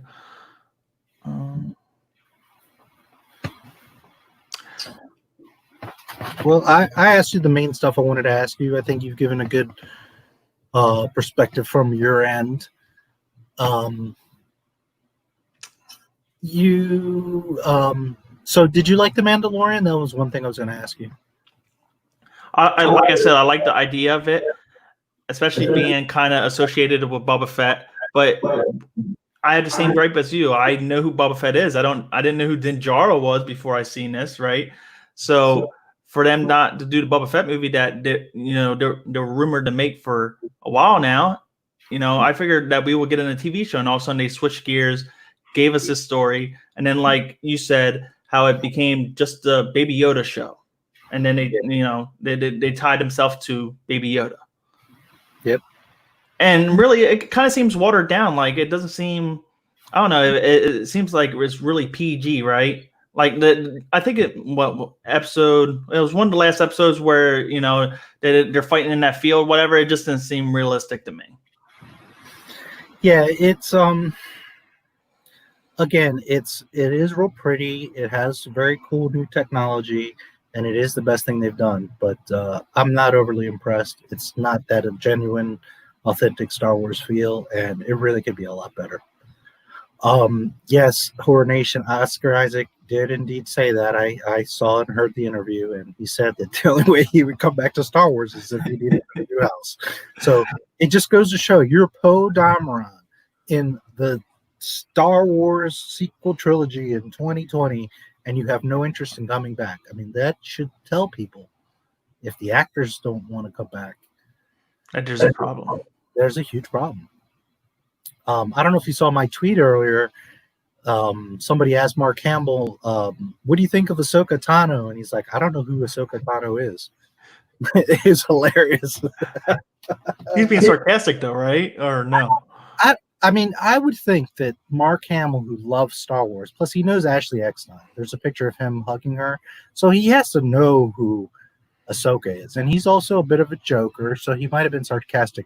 But me personally, he has been very vocal that, they destroyed Luke, and he was telling Rian Johnson that's not Luke, and he has been unhappy. He's made it very clear he's not happy with what happened. I think that he was being, while yes, he obviously knows who Ahsoka Tano is, it was his way of saying, like, look, I don't care about any of this Disney nonsense. That's not my. I think that what Mark Hamill was saying is that's not my Star Wars. Literally, that's how I took it. Is his way of saying that's not my Star Wars. I know who she is. She's there, but I don't care about her, and she's not part of the story. Mm-hmm. So that's how I took that. So, yeah, it's pretty funny. But yeah, I definitely like the idea of TV shows. Like, I would love to see a Darth Maul TV show if they ever do that. You know, I would give it a chance. Sure, and you know, a lot of us would, if they do it right, would like to see Obi-Wan. Horror Nation is somebody that would I know very much wants to see Obi-Wan, and I do too. I'm all for all of them. Boba Fett, Han Solo, Leia, whatever they want to do, I'm all for it. But the problem is that Disney has a record of just destroying whatever they do. So while my heart would love to see these shows, on the same token, my head is saying, like, well, please don't do these shows because you're just going to destroy the character. So why do it? You know, they're talking about bringing Boba Fett into Mandalorian season 2, and I'm just like dreading it because I know they're going to just shit all over my dude. And it's just like, man, why? Leave it alone. You've already like dissed him and disrespected him enough. And leave him alone. And now they're going to bring him into the show. It's like, oh man. Yeah, I don't know. The whole thing's a mess. Let's talk some hip hop. Sure. All right. So, from what I gather, Tupac's your guy. Yeah, pretty much. He's my favorite. You know, I like other 90s rappers, of course, like Notorious B.I.G., Big Pun, DMX. You know, I was brought up on all those guys, but Tupac is probably my mainstay of my favorite musician. Okay. What was like the first hip hop song or artist that got you? Like, what did you hear? What got you into it? That's actually kind of funny. The first song I can remember was 1991. It was OPP by Naughty by Nature. You remember that song? Yeah, of course. Yeah, that was the first song I can actually remember hearing. One of the other songs that popped in my head was Martin G, Nate Dogg, Regulate. Okay. It came around in like 92, 93. And then 94, I heard Dear Mama, but I didn't know who Tupac was because I was so young. I just knew the music for the music and not the artist, you know. So I didn't really get introduced to Tupac again until after he was already dead. So about around the time in 1999, 2000 is when I finally got introduced to him. Right. Real quick, hey, Horror Nation, I don't know if you're interested in this part, but I did want to talk some hip hop with DJ Skandalous. For all I know, you love hip hop too. For what it's worth, we did talk for over an hour about Star Wars, so you can always watch the replay. And by all means, if you have a question or want to say something, we're not like against talking about Star Wars anymore. We can continue, you know, back and forth. But I did want to take a segment here to talk hip hop because Skandalous, I don't know if you know him. He's a pretty successful YouTube hip hop DJ. So hip hop's been a big part of my life, and I wanted to chat with him for a while about it. So, anyways, as always, I appreciate you being here. So, I'm losing my voice a little bit. So, how about for you? What was the first music you heard, and when did you get introduced to hip hop? You know, it's when I think back, I don't know that it was. First of all, hip hop was very different back then. You know, we're talking late 70s. And you know what I think really got me was like break beats, the breakdance era. I remember I kept hearing like these beats and like these breaks and these beats, and it was like I loved like actual songs with lyrics, but they were so rare. And back then, like hip hop was not cool. When I say it was not cool, like to us that liked it, it was awesome, but it was not accepted or on the radio like that. In fact, like everybody was like, oh, this shit's a joke. It'll be gone in a year or two. It's just some little fad. They're not even making music. It's all just sampling. They're not even real artists or making real music. It's all bullshit. Like back then, people were very much against hip hop. And so what I'm getting at is you didn't like hear on the radio hip hop songs. what I kept hearing though was little breaks and beats, and I would hear them at a party or on the bus or like in different places. And breakdancing was pretty big when I started getting into it. So honestly, like, I don't remember a specific song. I loved all of it back then. But I want to say that my primary influence was like just those breaks and beats that were for breakdancing. And I, messed around a little bit. I wouldn't say I was a break dancer, but I did, mess around a little bit. Or nowadays, B-boy, back then you were a break dancer. That's what really got me. I can tell you my first mixtape had Rock Me Amadeus, Fly Girl. I can't remember the actual name of the song, but it was Patti LaBelle. Going right in on the freeway. That song. That was my first mixtape. I remember those 3 songs were on there. And there back then there was a lot less songs. There was a lot less. Cool. I'm glad you're here, Ordination. So yeah, it was just very different from what you would have experienced, because by the time Tupac came, like, hip hop was well established. It was respected and known genre. There was like UMTV raps, and like it was already on a whole other level. And maybe not fully accepted at that time, but it was like concrete enough to where everybody knew that it wasn't going anywhere, and there was established artists and all these albums and sounds, and it was very different. When I started, it was like just pieces, just little songs here and there. Like, you knew all the artists, you knew all the songs because it was just a handful. You know what I mean? Mm-hmm. And something that I like to say, and this is nothing against you or anybody that's younger, I have actually managed and executive produced and funded hip-hop artists. And I would tell my young guys the same thing that I'm going to tell you, that you grew up on hip-hop. I grew up with hip-hop. Okay? So I literally was taking the baby steps with it. Now, I'm not saying I'm someone important in hip-hop. I grew up in Maryland, not New York, although pretty close. Okay, so that's why I was exposed to a lot of it, because I was in the DC area close to New York. So I had an advantage as opposed to somebody like in LA or Wisconsin or whatever. I got a lot of exposure to it, but I definitely was growing up with it as it was developing, as opposed to later generations that saw it differently, because by the time you knew what it was like, oh, it's just another form of music. Mm-hmm. When I was growing up with it, it was like, is this thing even going to be around next year? Heavy metal and rock was really the big thing, and a lot of people, like I said, were like, this is bullshit, it's going to be gone in the next year, it's a joke. And your parents weren't accepting of it, right? Kind of like how you see, like, oh, the rock music is for the devil and stuff. You know what? When the first of all, the first there was hip hop before there was really gangster rap. So the original stuff maybe had a cuss word or two here and there, but not really. So that was one part of it. And again, a lot of it was just like kind of beats, and it wasn't so controversial.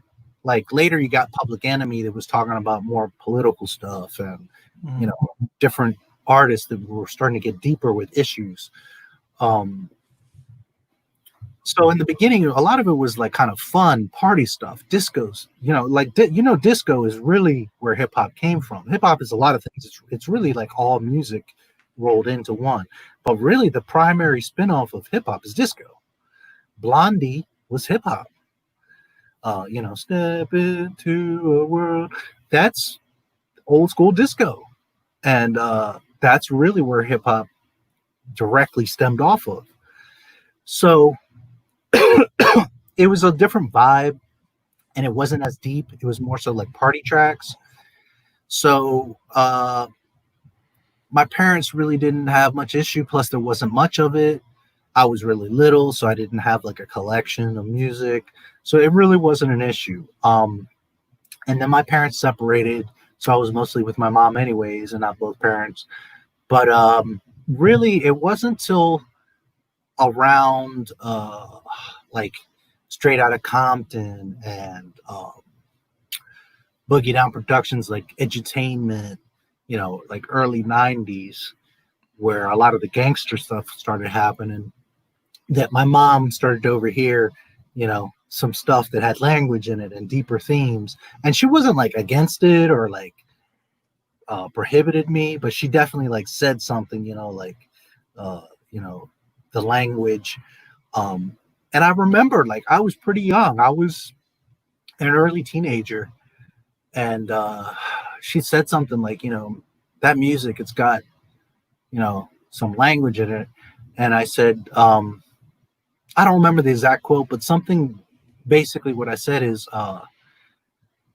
they're not cussing all the time, and they're not just cussing to cuss. They cuss to make a point.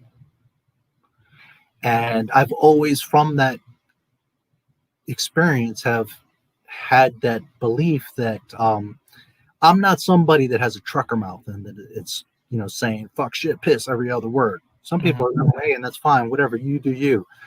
But to me, it's like I think you should have a little bit of etiquette and you should try to be well spoken.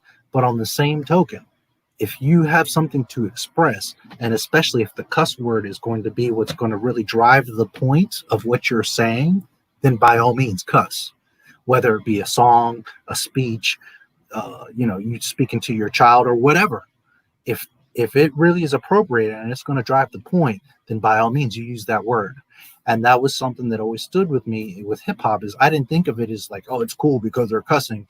It was because I was listening to KRS-One and Ice Cube, and I was never really into like the radio, you know, like MC Hammer or Vanilla Ice or any of that stuff.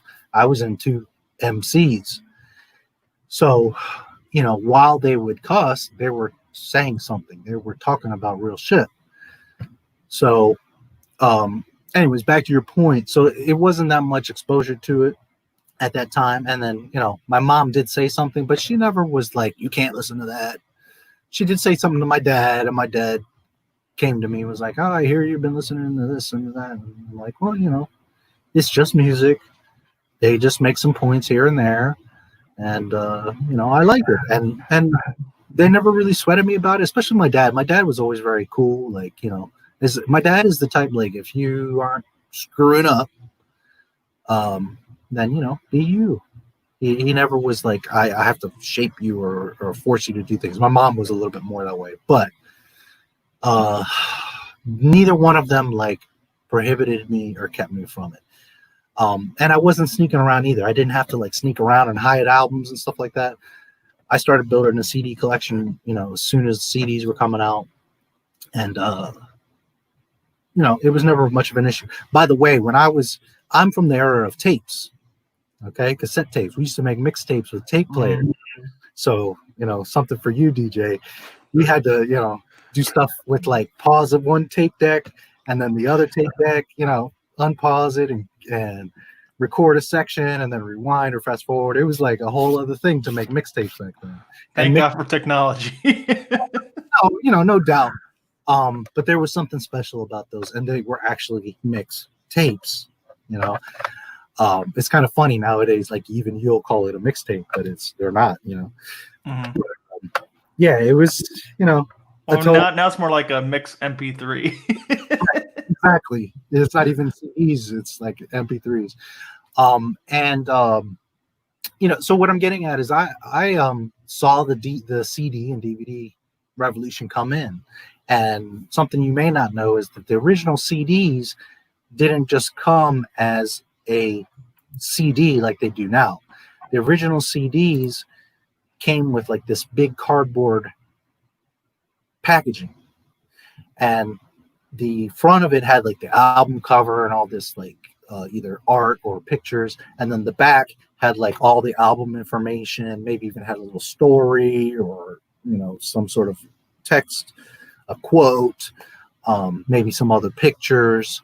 Also, you would open up the CD book and it would be full of like, you know, different pictures, like, you know, like a photo shoot of them just flossing, or maybe studio pictures or different things.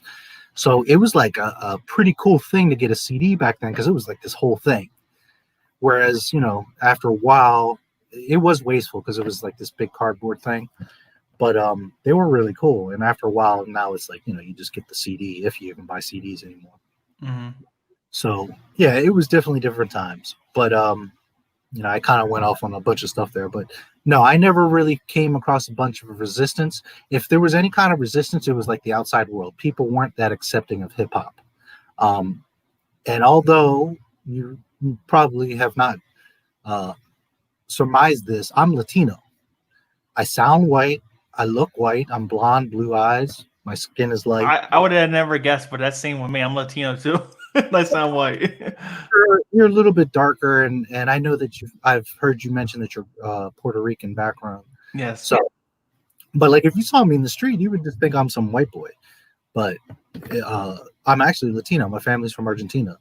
So, you know, back then, hip hop wasn't even accepted, and then I'm like a white kid in a suburb, middle class suburb, you know, listening to the stuff, NWA and that kind of stuff, and you know, I didn't care. I loved it. I listened to what I loved. I always did what I loved: skateboarding and Star Wars and all that. I've always been involved in stuff that was not accepted, although Star Wars was very much accepted.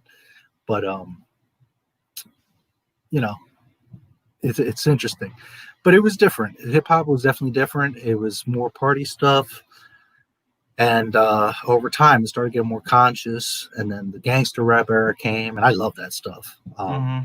I was heavy on East and West Coast. I mean, I had all the King T, Ice Cube, NWA, the Alcoholics. MC8 is still one of my favorites. Man, I could go on. WC and the Mad Circle. There's so many. But growing up in Maryland, I was definitely an East Coast hip hop kid. And, you know, Big L is one of my all-time top guys. KRS, who I've met a couple times.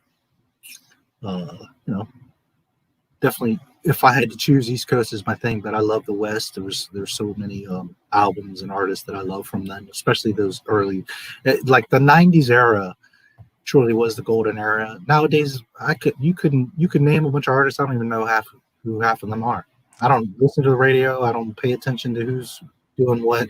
The only person I really care about is Kendrick Lamar, because outside of that, I hear a bunch of trash. I know there are some MCs out there. Don't get me wrong. Hip hop is still around. It's just a different version of it, I would say. It is different. I never really got much into the trap stuff, a lot of this new stuff. Now, don't get me wrong. There's a song here and there. It could be a trap song. It could be whatever. And if I like it, I like it. I'm not saying that I just hate it all. But just as in general, I really don't pay attention to much after 2000. My main era was the 90s. And there's tons of stuff from the 90s. And honestly, and I think you'll agree with this, and most people agree, that's where all the real kings, the heavyweights, you know. Definitely. Tupac is not my favorite. He's not even in my top 3 or 5. That might shock you or other people. That's okay. He's definitely top 10. He definitely is a beast and a legend, and I think he's great, and I have mad love for him and mad respect. To me, his first album was his best album, his realest, rawest album. It's all about who relates to you, you know? And no, absolutely. There's no real right answer there, you know. It's about who you like. But just saying, I don't have Tupac as like number one, and a lot of people do, and you might, I don't know. But I know a lot of people really love Tupac and you know, say that he was the best. I don't agree. I think he was a giant. I think he was great, but not the best. But anyways, you know, it's kind of hard to make a top 10 for me, because a lot of rappers die before they even reach their prime. You have Big Pun, Big L, Eazy-E, Tupac. You could argue that they were pretty high up there in their career, but it's hard to say if they reached their prime or not. You get what I'm saying? Even Big L. I love Big L, but I just feel like he only had like one album out before he passed away, and then he had that what was the album? The Bigger Picture or something?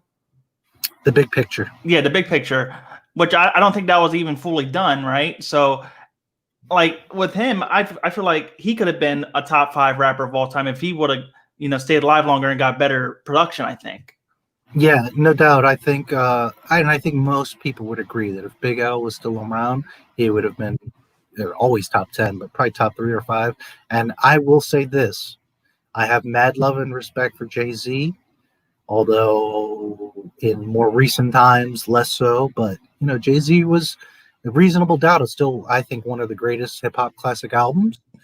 I love that album. I think it's an amazing album. It has, like, the song Regrets is one of my top 10 favorite songs of all time.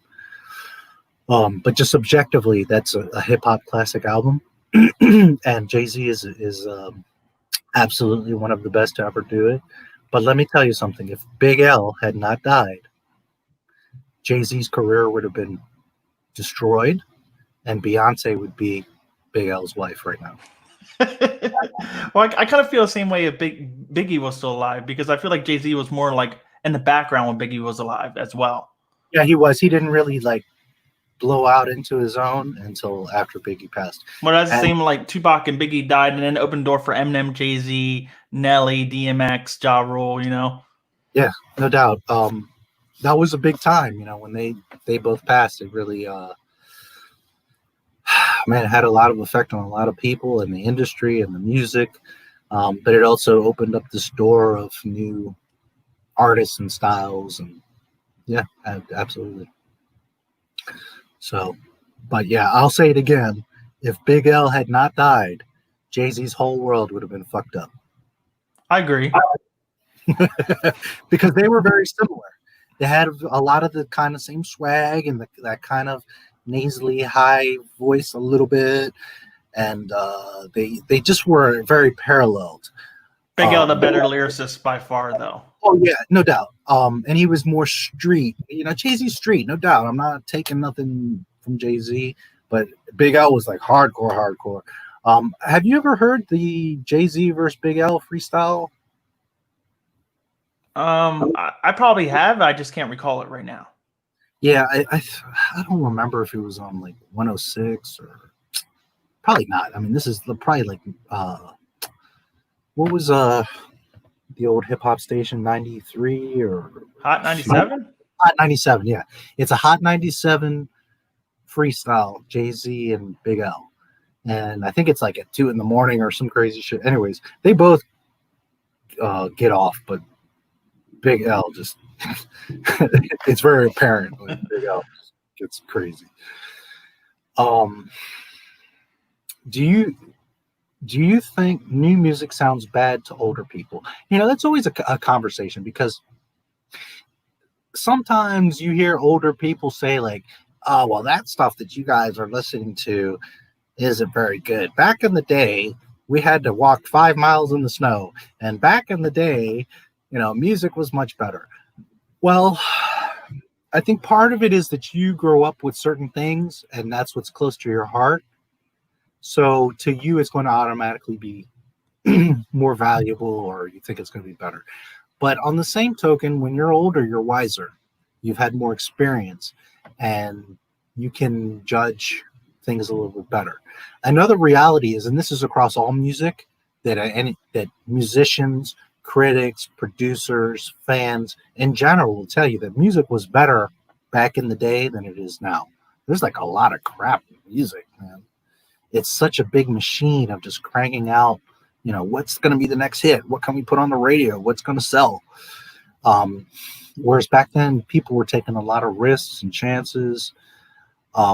Yes, nostalgia is a huge factor. Mm-hmm. So don't get me wrong, your memories and what you grew up with does have an influence. I'm not saying that it doesn't. But on the same token, if you talk to people that are really not just fans, but like industry experts, and this is across all music, I'm not just saying hip hop or just rock or whatever, just music in general, and also films, that there was a much higher amount of pride and dedication and quality level compared to what's being done now. Now, I think, this is my personal opinion, Kendrick Lamar is the greatest MC to ever live. Okay. And this is coming from a guy that grew up with KRS-One, and for the longest time when they said KRS-One will chew you in freestyles, never mind on an album. This is a guy that loves, for years, Big L was my guy. I listened to all the legends. I had all their albums and listened to all their music. But Kendrick had the advantage of growing up listening to all of them. So he was very smart and he studied all of them. And Kendrick can rhyme like any one of them because he grew up doing different voices and different styles and speeds. And he studied. He'll tell you, I studied all these guys. So when you listen to Kendrick, you are listening to Tupac and Cube and Big L and Big Pun and KRS. You're listening to all of these guys put into one guy. Now, I understand that he's maybe not everybody's favorite. Maybe not everybody would agree with me.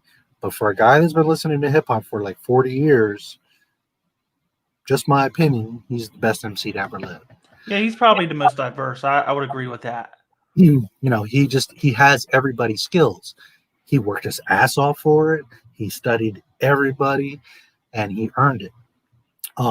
Little fun fact, when he was little, he studied and memorized the dictionary. Okay, that tells you something, that he really was about words and putting together sentences and phrases and rhymes.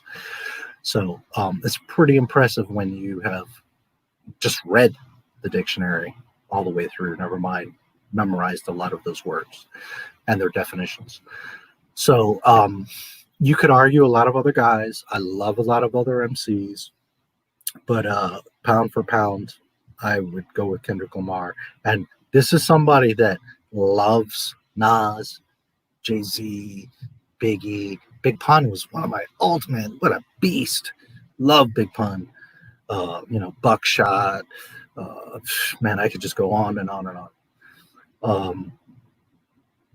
But to me, the most complete MC is Kendrick Lamar. So I forget why I got into that. Oh, because we were talking about how the older and nostalgia and stuff like that. So to show you that somebody that's over 40 years old and grew up with all that old stuff and feels that in general the music was better then, on the same token, I'll tell you that I think the best MC to ever live is modern day Kendrick Lamar. So, for what it's worth.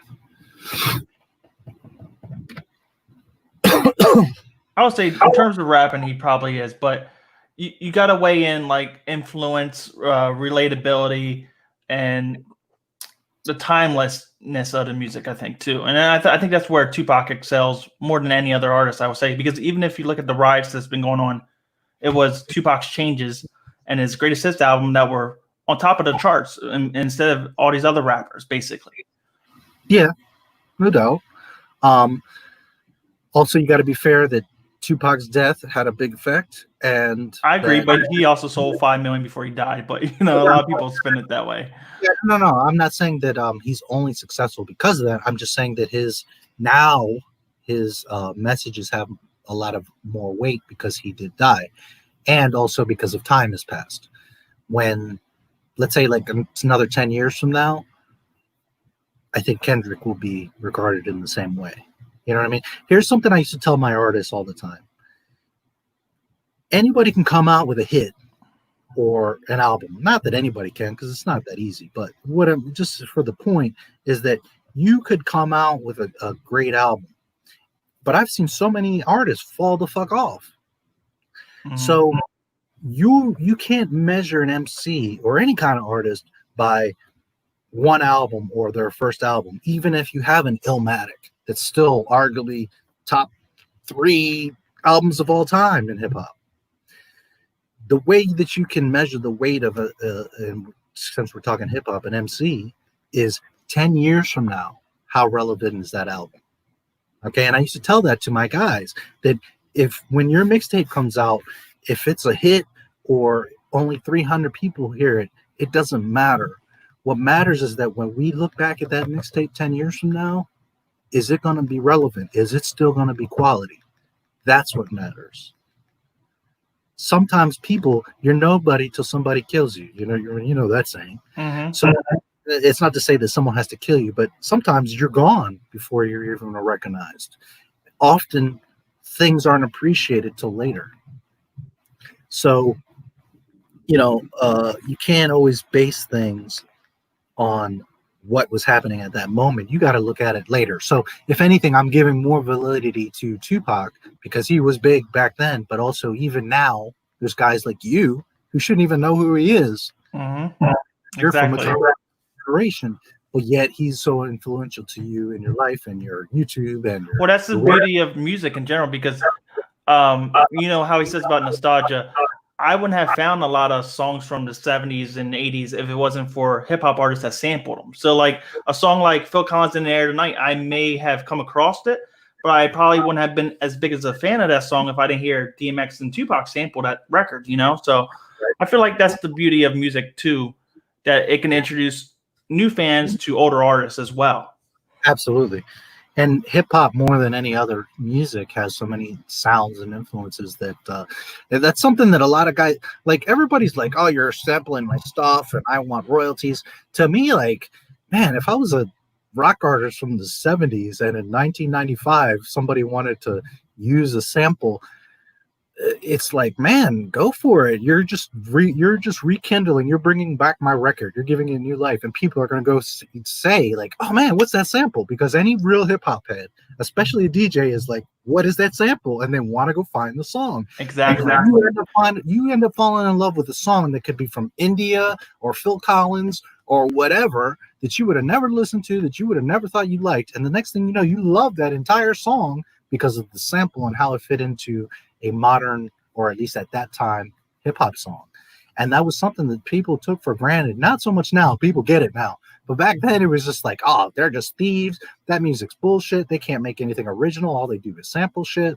And it's like, man, you should be thrilled that someone is taking your 30-year-old song and taking a piece of it and bringing it new life. Not only do they obviously love your song because they're using a piece of it, but they're giving it new life. You're going to get record sales. You're going to be remembered and talked about. Exactly. I would never been introduced to Bruce Hornsby in the Range if it was for Tupac's Changes. Same way I wouldn't have been introduced to Juicy Fruit if it wasn't for Biggie's Juicy, you know? Yeah, there you go. So many great songs that were revitalized. And it also shows you that guys like Tupac and Nas and these guys, they really knew music, because they're not just like, you could argue just the opposite. They could have made all new stuff, but yet they obviously knew about your old song and loved it because that's why they're using it.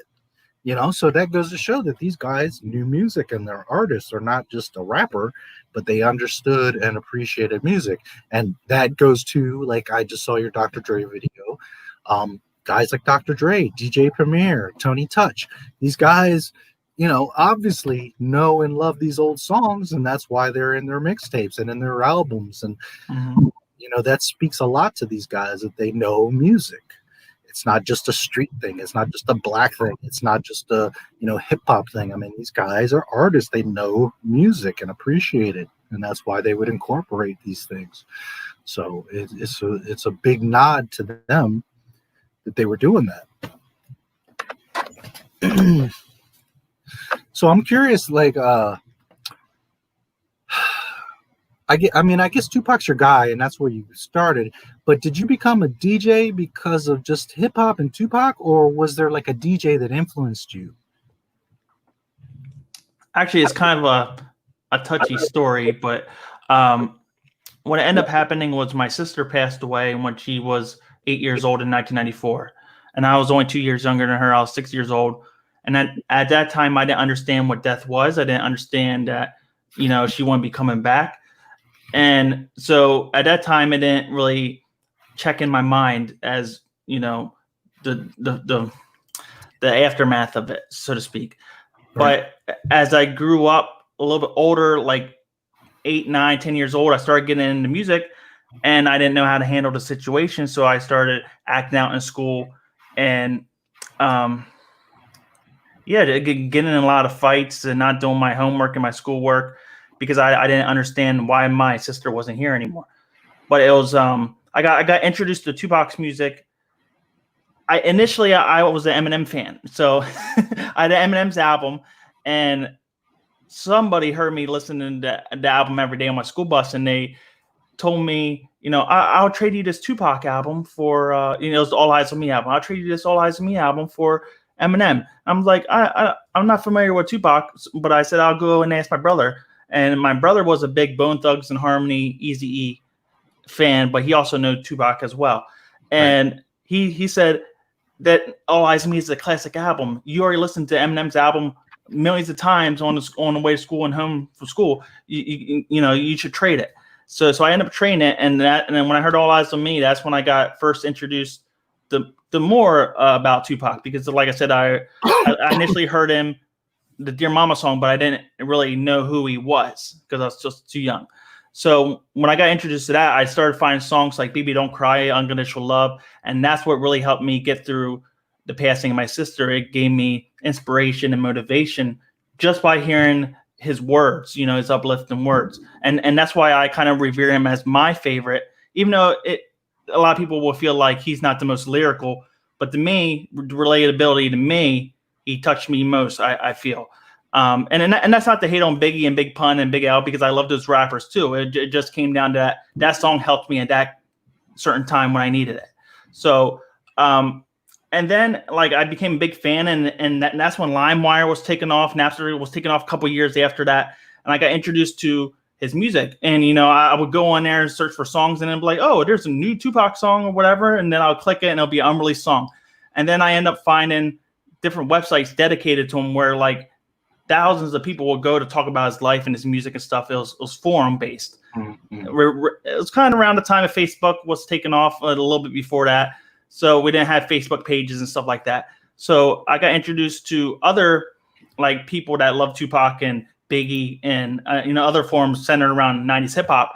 And on there they had access to acapellas, the vocals, and they were making mixtapes as well. And I got introduced to remixing by way of that by like 2005 to 2009. When I was on those forums, I got introduced to remixing by other people that were already doing what I do now. Right. Yeah. So like I would hear certain songs, like I said in my one video, I would hear In the Club, or I would hear Akon, or I'd be like, I wonder what Tupac will sound with Big L, or what Tupac will sound with Big Pun. And then I would just get the idea of hearing a song and trying to put it together. And when I found out you could have vocals just from the track, that gave me so many ideas of what I wanted to do, and I just took it from there. Right. But it was really just coming across other people that were already doing it on the forums, and they were really the main reason as to why I got into remixing. And when I started remixing songs, people, even though it was offbeat, because I didn't understand, you got to match the vocals, the pace of the vocals to the new pace of the beat. Mm-hmm. A lot of people don't really understand that. I the songs were like mixed horribly, but I still would get a lot of feedback and a lot of people saying that I should keep going with it. And then I would get fans that will want me to make mixtapes, and that's how it became a big part of my life. Right. Well, there's something inherent in music that over time you can get better equipment and you get more experience and practice and your skills improve. But some people have the ear and some people don't. Just like painters, some people have the hand to draw or not, or a photographer. Some people have the eye and some people don't. So, regardless of where you started, I guess people were noticing that you have, that knack for it, that ear for it. So, yeah, like even with any song title, like I hear now, I'll think it back to like another artist that said that same word in the song, and then that's how I would like get inspired with ideas. Yeah, no, and I think that's awesome that people encouraged you so much. Sometimes, and this is part of why I brought you on the stream, because you were telling stories how you had influenced some people, and you told a story. I think it was like an 8-year-old girl, something like that. Mm-hmm. Sometimes people forget, and let this be a lesson to anybody that listens, but to you, because I'm a little bit older than you, and I really don't know how old Ordination is, but I have a feeling, I suspect he's roughly your age, maybe 30. But don't ever take for granted that sometimes just like a kind word or a piece of encouragement, whether you're a parent, a friend, or even just a stranger, and it doesn't always have to be like in a negative tense, like something bad happened, you're like, it's gonna be okay. Even if you see somebody like, and they don't even have to be struggling, but it could be somebody struggling. But if you just see because as time passes, everybody's like about being haters. And especially right now with all this, Black Lives Matters and the pandemic, and everybody's all crazy. And you got to remember, like, sometimes just saying hello or, good job or nice or, keep going can really impact somebody's life. And you could be that one person that says, hey, man, I heard you or I saw you. Keep it up. And you could totally change a person's life with just those words. That could have been the one piece of encouragement that they needed. And next thing you know, they're the next Michael Jordan or, DJ or whatever. So, I think you're a good spirit, and I think Horror Nation is as well. So it's not like I'm telling you something you don't know, but it's important that people remember that sometimes just being a little positive and saying something encouraging could really impact somebody's day and future. I mean, everything's such a chain reaction. Exactly. But And I think being like a YouTube creator, we kind of lose focus on that. We forget that because we're so used to just pumping out content, and trying to gain subscribers, but we don't realize how many people we impact each day. And when I came across that message, even though I already had people impacted by my other music, it was just a mind blowing situation for me because I would never expect somebody so young to care about a song that maybe I created that I didn't know was going to be as big of a hit on YouTube as I thought it would be. Because some songs I go through and I just make something, I'm like, after I play it back in my head or I listen in my headphones like 20 million times before I put it out, because I'm always critiquing and changing stuff around. Like sometimes I end up hating the song and I feel like, oh, it's not going to do anything, and then I put it up and then it goes crazy, and to see people get impacted, it's just crazy for me. Like I said, I think YouTube creators have a big voice on here, and they don't really see it as often as what I think they should. yeah, no, I agree, and we're going to talk about that a little bit more. But know something, that regardless of you having success on YouTube, and you got a lot of subscribers, so good for you, good job. But it's not even always about YouTube. Like somebody in your neighborhood, uh, your class, your in the store, whatever. We all bounce off of each other more so than people sometimes remember or realize. So, and you even more so, as well, both of us, but you, much bigger than me. We do have an effect on people. So, I only have about 800 people right now, but still there's 800 people that care about my videos. That's something, that's not just 8 people. So that is definitely something, and it's pretty amazing. Real quick, I want to mention, I wanted to kind of clarify on, because Horror Nation said, do you think new music sounds bad to older people? I think that a lot of it has to do with the individual. A lot of people, when they get older, get rigid and stuck in their ways. So even though they might like something newer, they kind of like are convinced that what they had before is the only thing, and they don't open themselves to it. I do think there is some truth to what I said, that cars used to be made better, music in general used to be made better, all kinds of things used to be made better. There's better technology, there's better communication, there's better opportunity now, but just as a whole, people took much more pride. And you have to remember, like hip hop being a great example, those MCs had to work extra hard because they were building the genre, never mind getting a record deal or selling albums, or it's totally different now. Like they were building the foundation for kids to be able to be a DJ on YouTube. You feel me? So it was a totally different thing. But I think at the end of the day, a big part of it is the person. And I think that maybe in general, a lot of older people get stuck in their ways. But there's some of us like me, I always have my ear to the street. I'm always very flexible, and I always go with the times. So I am very capable and willing to recognize and see what's going on today.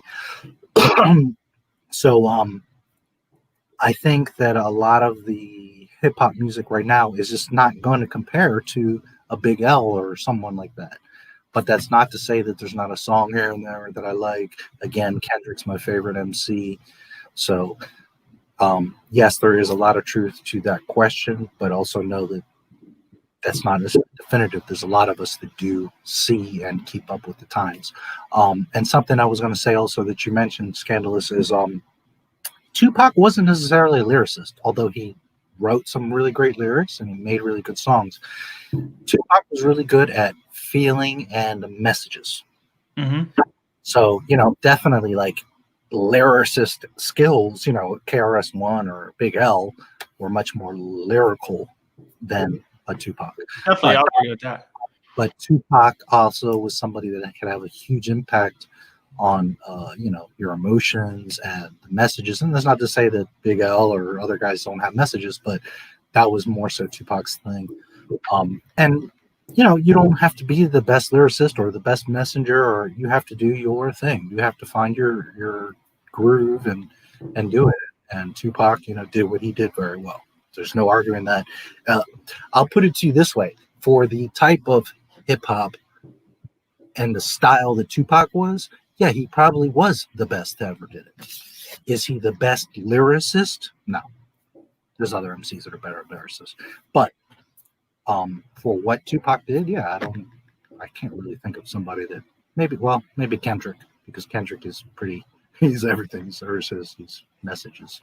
And again, we'll have to see how much Kendrick is still relevant. And I think he always will be, but just to be fair, even if someone's going to be good in the future, they still have to go through that. They still have to prove themselves and be something in 10, 20 years. So, yeah. What were we talking about before that? Well, to elaborate on his question, do you think new music sounds bad to older people? It's kind of like movies with me, like in TV shows. Like when I seen the Ninja Turtles get remade, I gave it a chance, but I didn't really like it compared to the original movies that came in the 90s. And same with Power Rangers. I was brought up on Power Rangers early in the 90s. And when they did the movie, I gave it a chance because that was something I loved early on, right? But they totally, they took the characters' names and they changed everything about their personality, much like Luke Skywalker. Like Jason, the Red Ranger, he was so heroic. He was a martial artist, an instructor, in the original season. But this one, they made him like a juvenile delinquent. They made him a soy boy. Like he didn't know how to handle himself, and they just changed everything about the characters. It just seemed like they were just cash grabbing using the original characters and their names. So in that sense, I kind of feel like newer stuff. So some of the stuff I hate, but it's not necessarily because it's just new. It's just because they just don't handle it right. And then with music, I do like some trap songs. I like Kendrick Lamar. I like J. Cole. I love Eminem throughout his whole career. I even like some of the, the mumble rap songs sometimes because they have good beats. Trap beats, I like trap beats. But for me, I always been more gravitated towards storytelling and learning something from the songs. And that's why I like 90s music. But like you said, for me, the like early 90s rap when I was only like 10 years old and that decade was already coming to a close, I should have been more brought up on DMX, Ja Rule, Nelly, and Southern rap like Ludacris and T.I. and stuff. But I still gravitated towards the 90s and the 80s hip hop. And that's the same reason why I brought up samples, because I got introduced to all the songs from the 60s, 70s, 80s by way of the music of the 90s and early 2000s. Right. And you said something which I think is the biggest difference of what hip hop is now and then. Like any kind of art, it's going to evolve, and that's fine if it becomes mumble rap or trap or whatever new style. Migos, I never really got much into them, but I also haven't heard a lot of their stuff. But I know they kind of were their own thing, just like Bone Thugs were kind of like their own style. Mm-hmm. But the biggest difference that I see and that I think has the impact is storytelling. You see, it doesn't matter your style and the crowd or fans that you're appealing to and your time, your era.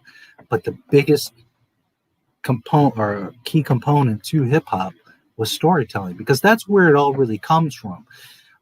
You could argue, well, it was party tracks, and it very much was, but on the same token, that was like the richest part of hip hop, is that they were telling a story, a message.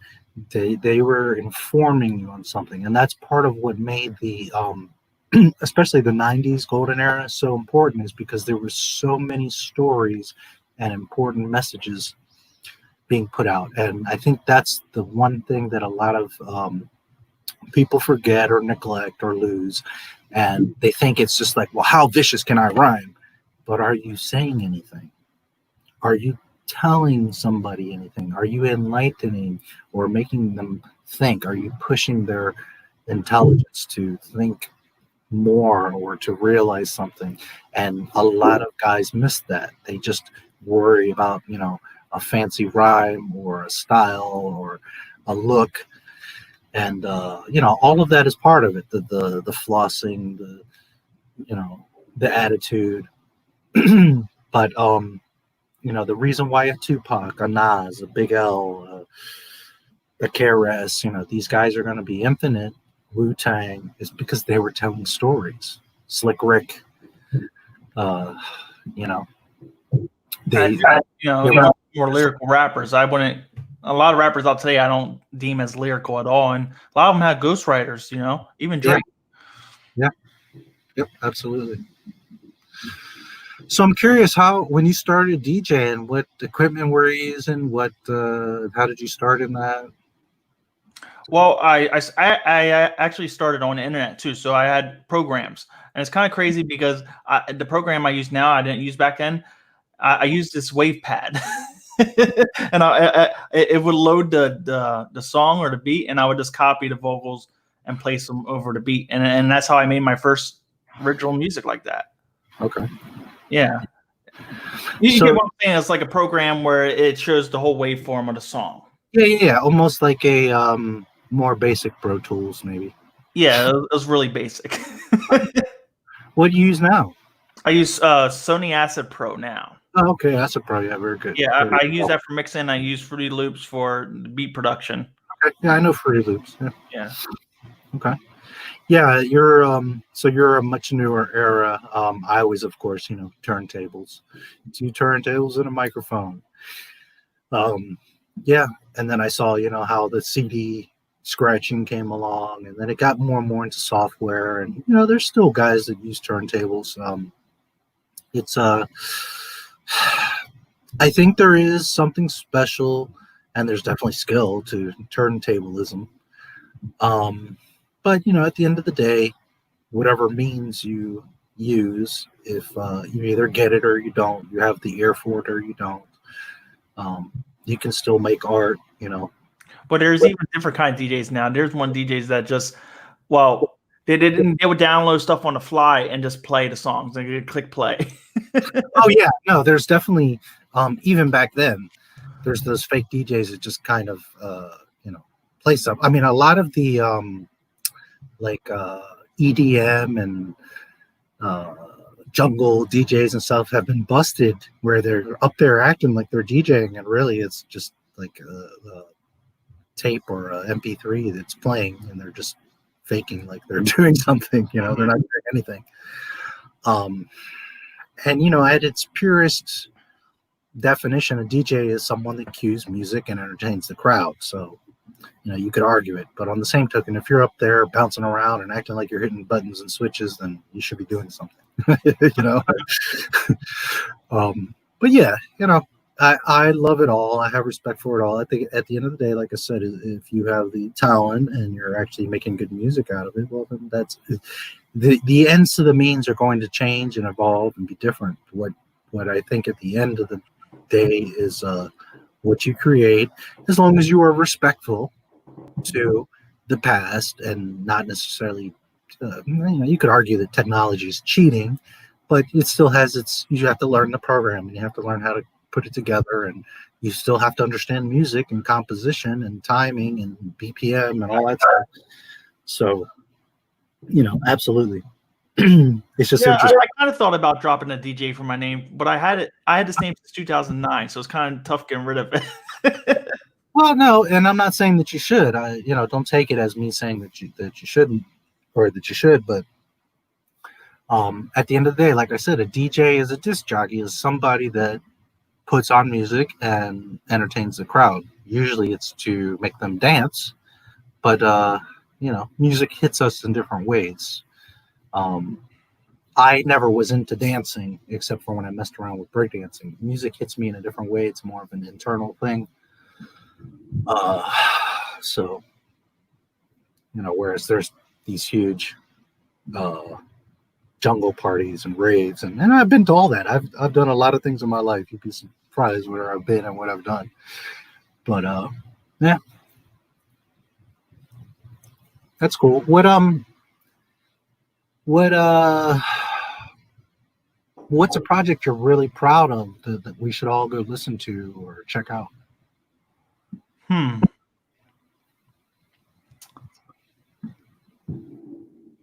That's a tough question.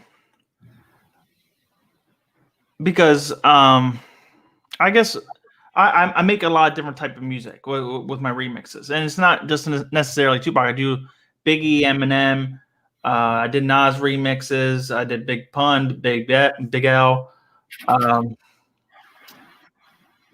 And yeah, you can find some workout songs. You can find some songs with 80 samples and mix them with 90s rappers. You can find songs with 70 samples. So I don't think I have like a certain taste, but projects these days, I don't know. I guess I'm shocked that my highest video has 150 or 160 million views. I never expected that with that remix I did, and that was just something I just was putting together, and I'll just I didn't really have an idea that it'll blow up that big, and that's the way it is for a lot of my songs that I posted. But yeah, I'm most proud of any type of song I put out there that it can reach somebody and help somebody. So it's not necessarily a project. Right. Well, it's funny, and a lot of YouTubers say this, that sometimes the thing that you think is going to really do well, it doesn't go anywhere, and then stuff that you're like, don't even assume is going to go anywhere, it turns out being like really popular. That's exactly what happens. I don't have anything like in your realm, but there's a few videos that are, over 1,000 views to maybe 2,000 views, and I didn't predict that. I didn't know that was going to be the one to do it. And then there's other ones where I'm like, okay, they're for sure going to love this one. And it's like, man, it's taking its time to go anywhere. So it's funny. So what's that mix so that I know it and that we all know it so we can check it out? Oh, it's the one that Man, Ice Cube, Eazy-E, built for this. Okay. Yeah. Now that you mentioned that, I wanted to tell you a cool little memory. I've been to a lot of shows. One of my favorites was in Miami. It was KRS and Method Man. Talk about a show. Good grief. That's another MC. Meth is just sick. And, Meth on his albums is crazy. But, man, live, he's a beast. But anyways, it's just a fun memory is KRS is, I don't know how much you know about him or if you've ever seen him, but he's very legendary for his freestyles. Like he can freestyle and just chew up people's albums. He's an animal. And a lot of times when he does shows, he'll just do freestyles. Now, don't get me wrong. You go to a BDP or KRS-One show and he'll do his songs. But when he's doing kind of like an event or like Lyricist Lounge or certain shows, he'll either freestyle a lot or just freestyle. Anyways, at the KRS Method Man show, he did do some songs, but he warmed up, and probably most of the time he was doing freestyles. And KRS-One, being a mega lyricist, was just getting crazy. But something he did that was really cool is he was freestyling, and while he was going, he got a cell phone from somebody that was in front of him in the crowd, And while he's still on beat and still on time, he's freestyling. He literally gets the phone, records a voice message, like a greeting message. It's totally freestyle. And he's like, "Hi, this is KRS-One." And he's like, he just keeps going, And then he hands the phone back and he just keeps going. And like without a blink, without a twitch, without a hiccup, he just smoothly was freestyling, left this greeting message and kept going. Was it the most incredible feat of all time? No, but it was pretty damn awesome. The KRS-One live during a freestyle just did that. Like that shows you the level of skill. And I know you're going to know what I'm talking about. And this happens to athletes. I was a skateboarder for 6 years. I experienced this a lot of times. And you as a DJ, you'll get in a zone to where you're kind of not even thinking of on the conscious level. You're just kind of doing things because you're so much repetition and you're so into what you're doing.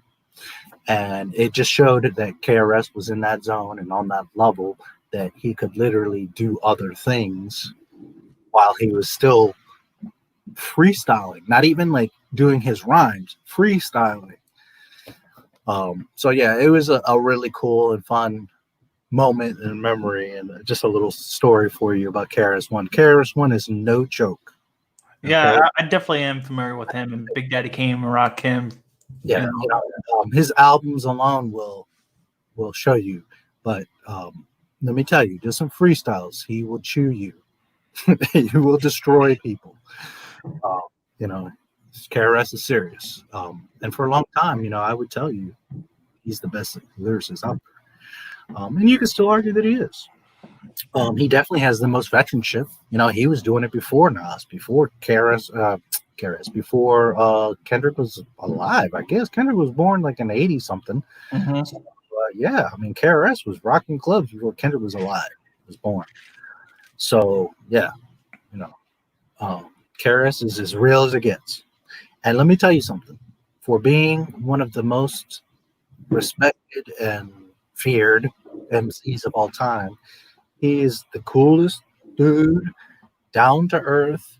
I have met him 2, maybe 3 times. Talked to him, hung out with him, gave him dap. I'm not saying we're friends. I'm not saying that we hung out for a long time, but we talked a little bit.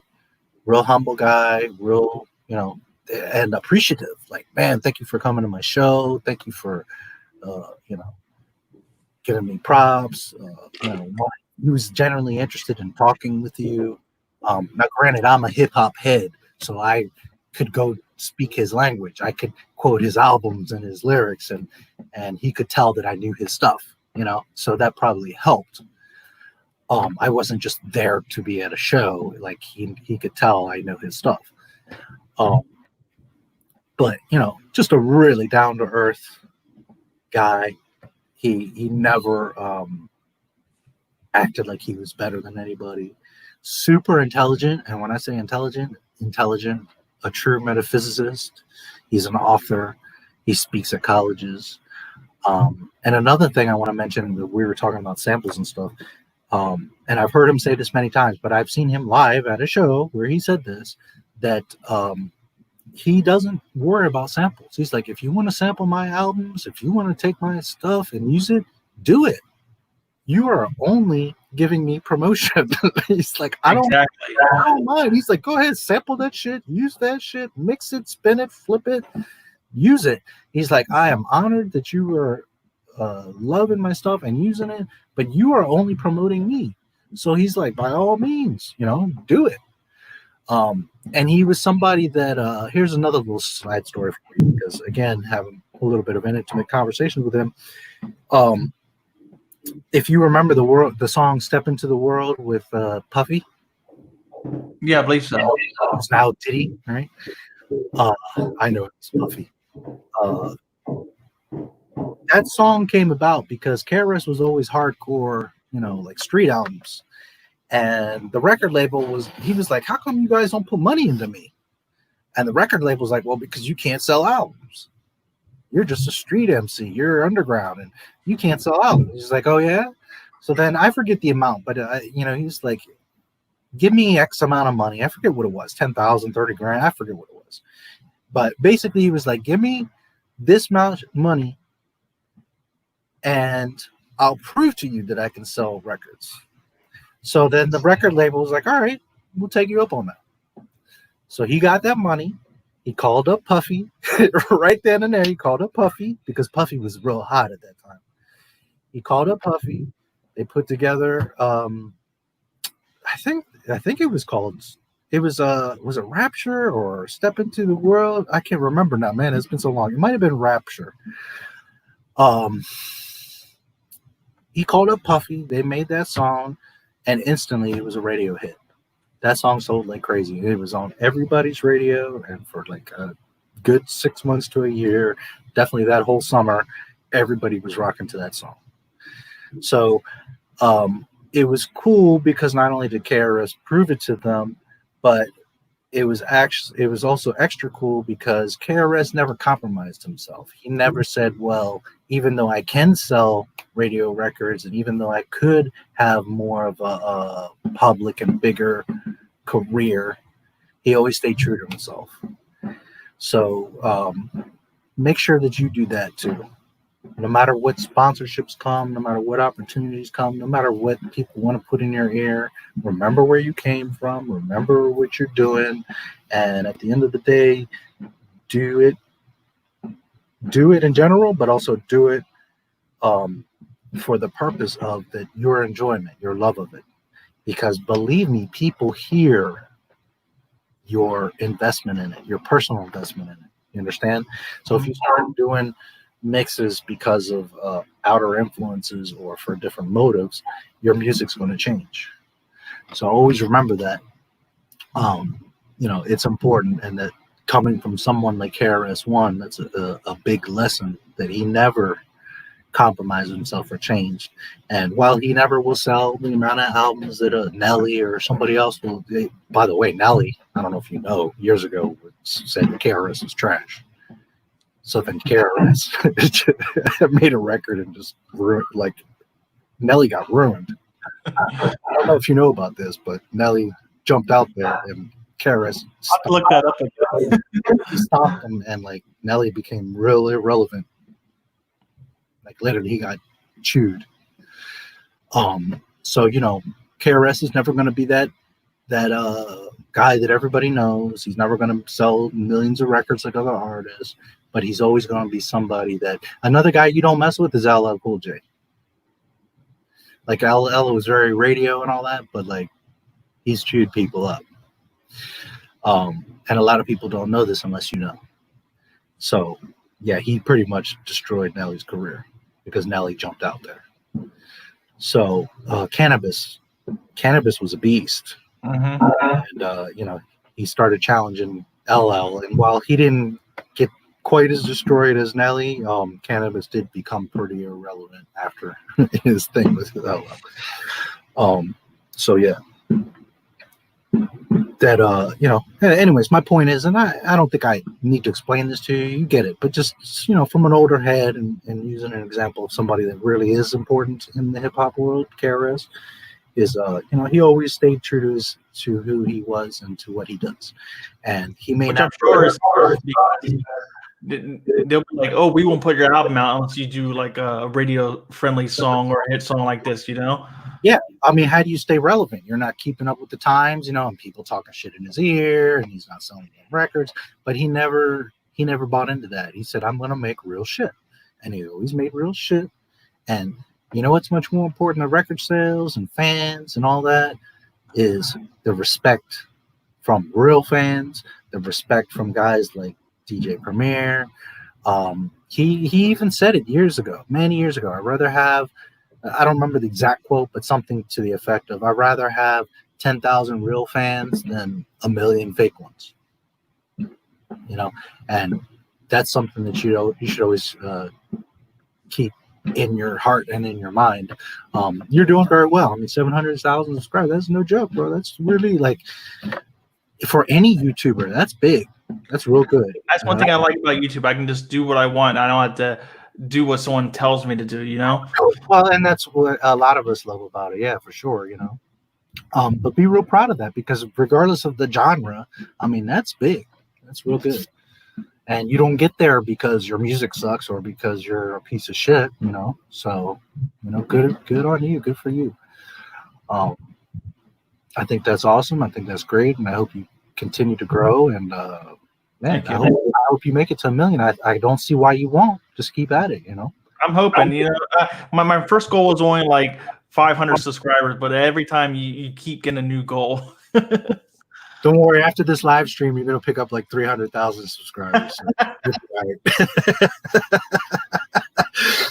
But honestly, when I started this, I just started the whole YouTube thing just for fun, and I still love making music. It's not about subscribers. I do have a lot, but I would be just as happy if I only had 1,000. You know, because I always just love making music. Yeah, man, and that's what it's about. You know, you're blessed that you got a lot of fans and that you can. I'm sure you're making some money, right? Because you're running ads, so that's good. You're fortunate. Always appreciate that, because there's a lot of people that I know there's channels that have been around for 7 years and got 6 subscribers. Yeah, that have videos with like 3 views. Just the other day, and I see it every now and then, there's videos out there that have 0 views from like 4 years ago. How's that possible? You know, but it's true. There's people out there with 0 views on a video. I mean, can you imagine? when I started, I was only getting like 5-10 views. Even using big names like Eminem and Tupac, it like you gotta have your own originality, your own style. You just can't do like like Tupac or Biggie remixes expected to get millions of views. There's so many channels like mine, and they're not even as big as mine.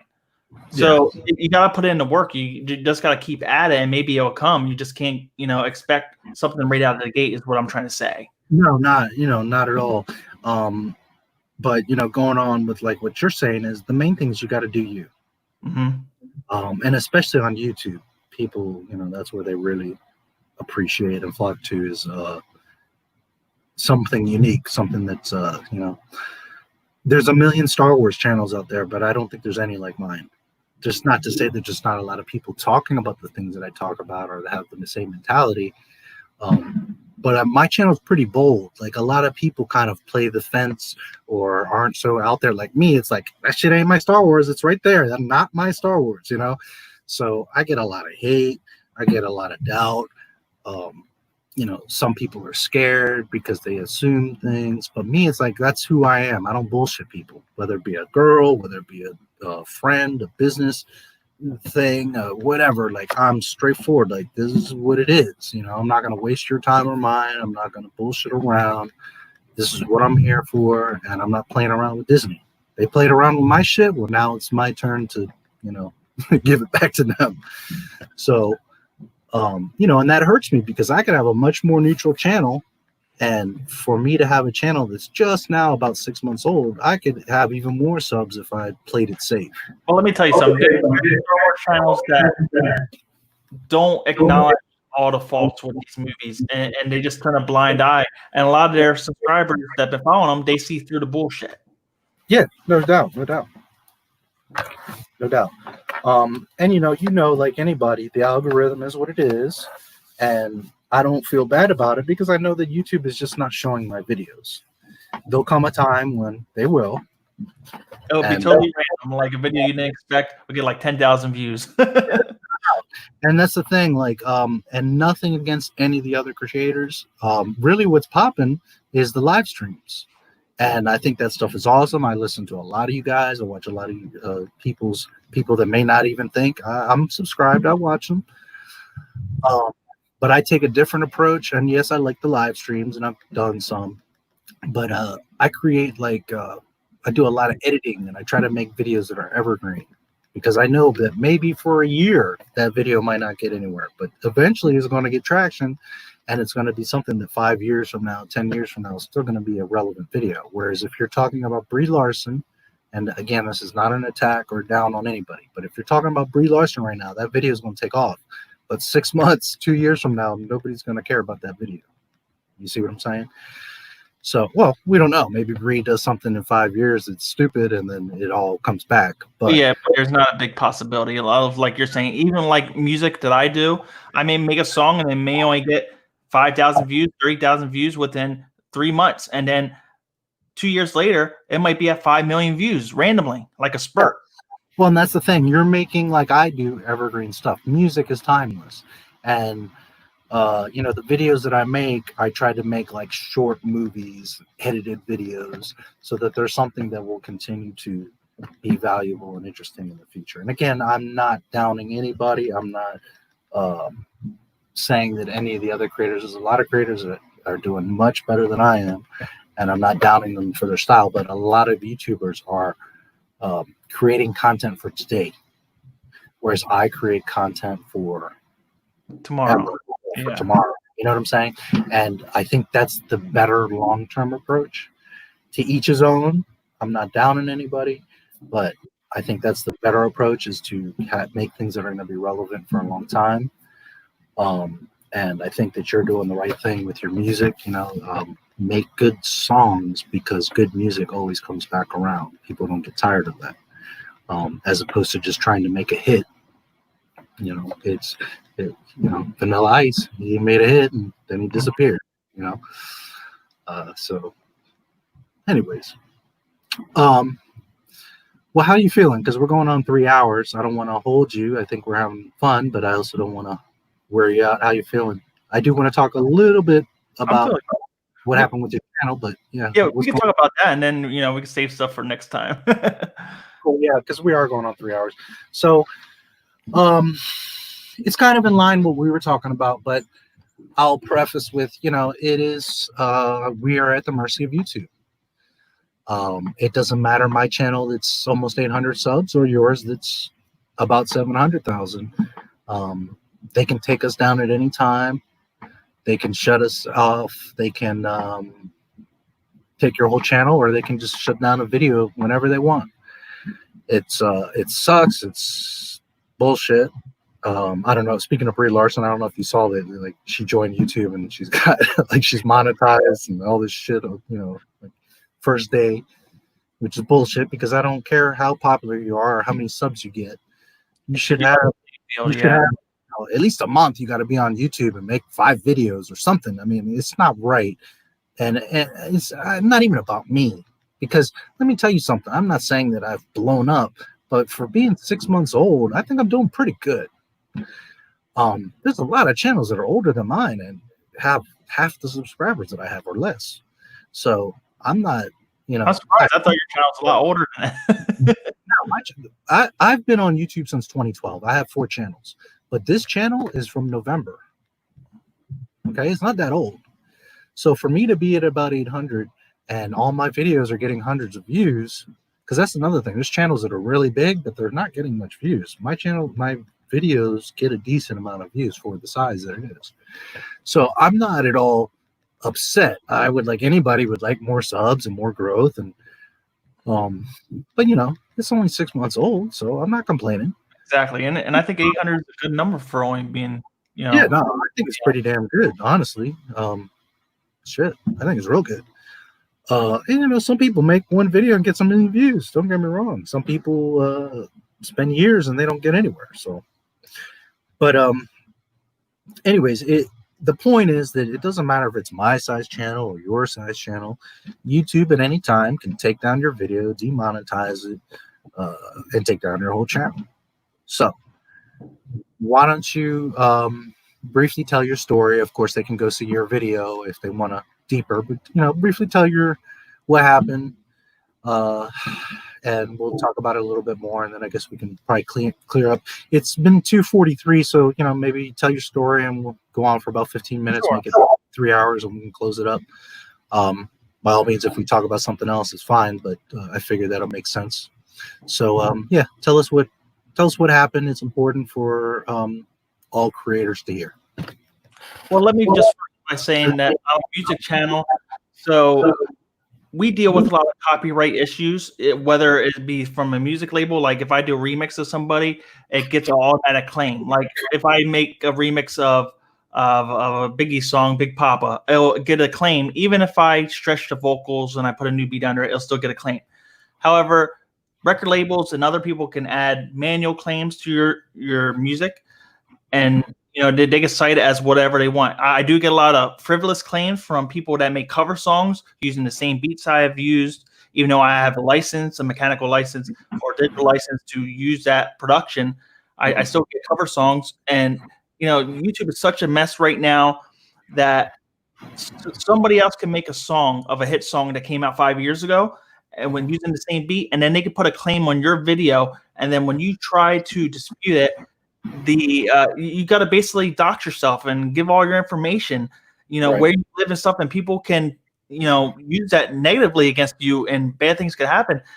But also people can just steal your money. They can false flag you and give you fake copyright strikes and take down your channel because all you need is 3. And then after you get the 3rd strike, there's no way to contact YouTube. However, you know, I've been hit with copyright strikes before, but I always try to reach out to people and fix it. And usually most of the time, it's a fake strike or a fake claim. Any music I use, I try to get permission, especially from the beat producers. If I don't produce the beat myself, I definitely buy the license to a beat.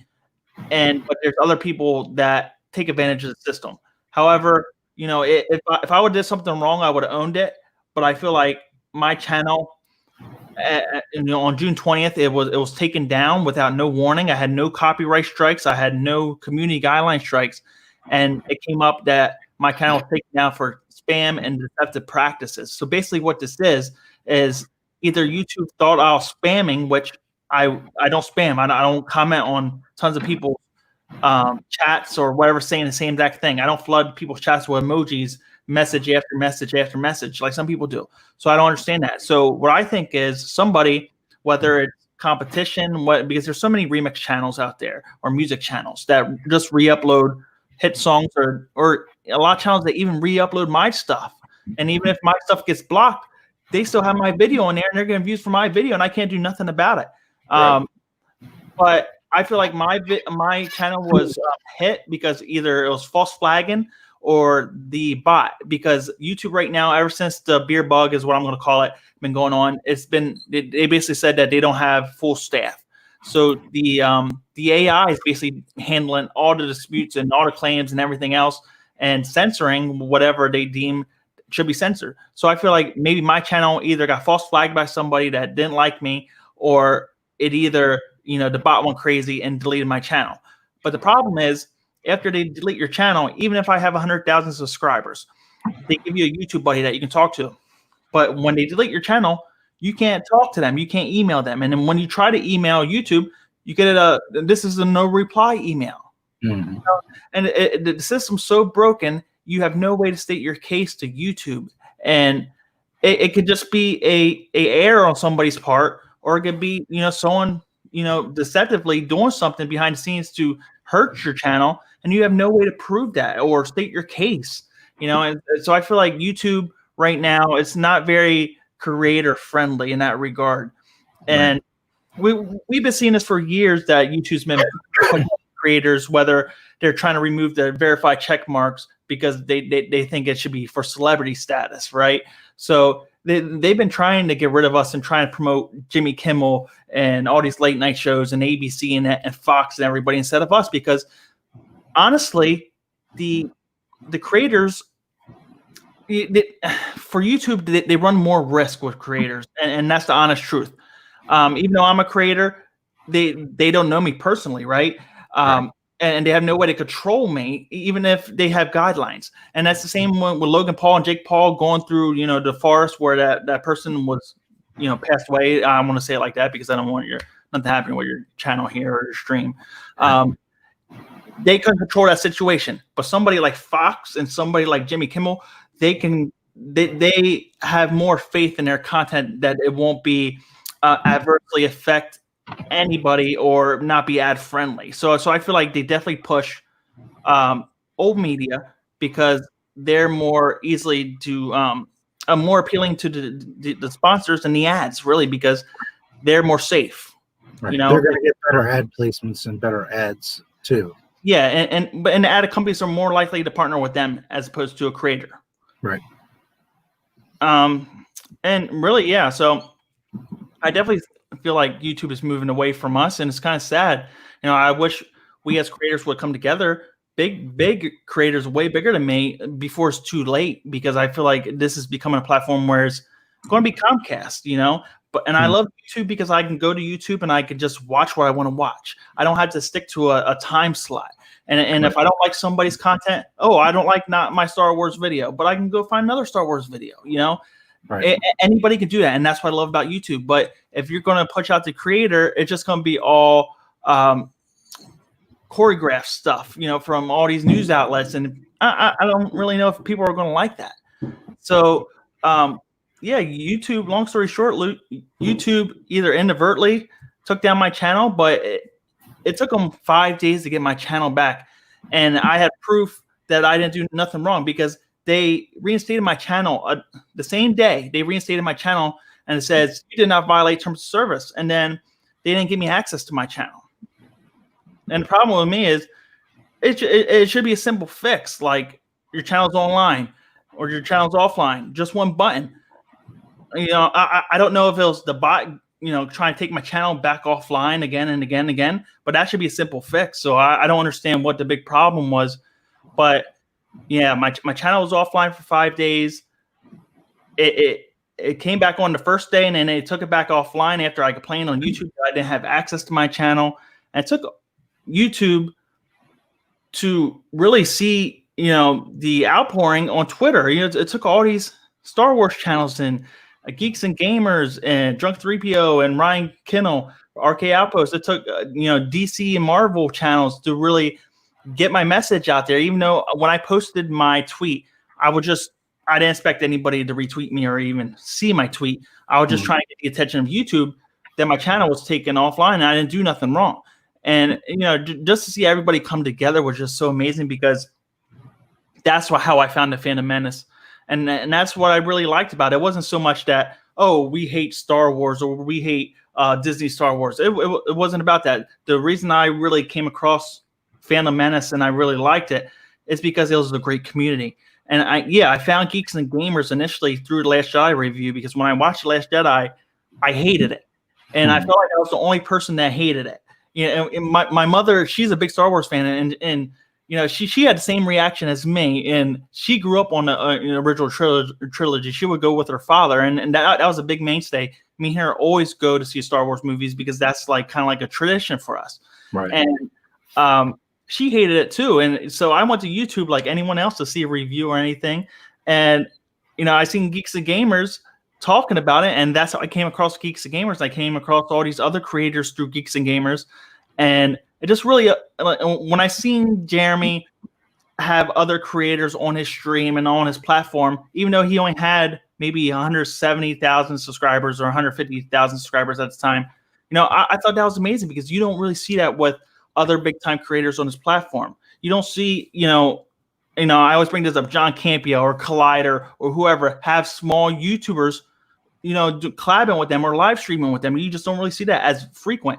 And I would see Jeremy all the time have other people that only have, you know, 1,000 subscribers or 5,000 subscribers on his YouTube channel. And just to see how everyone came together is what really made me gravitate towards the Phantom Menace and all these other creators involved with it. And before that, I was just like a regular, you know, I have my channel, but I have another profile where I can comment whatever I want and not have to fear anyone seeing me, right? It's not so much me hiding, but me having my name there and a check mark, it's a sore thumb to everybody. And, you know, I never like commenting on other people's stuff, because then it takes away attention from other people. But then also, sometimes I would get hate.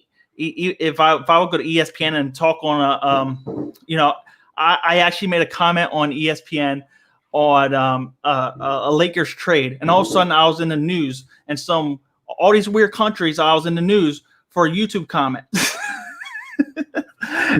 It was mind blowing. So I always used like a regular profile so I can comment. But when I seen all these channels being taken down and destroyed and falsely demonetized, you know, I decided, hey, you know, I'm gonna start using my big channel, comment, and show these people support, even if I can't boost their channel or whatever, because we do different type of content.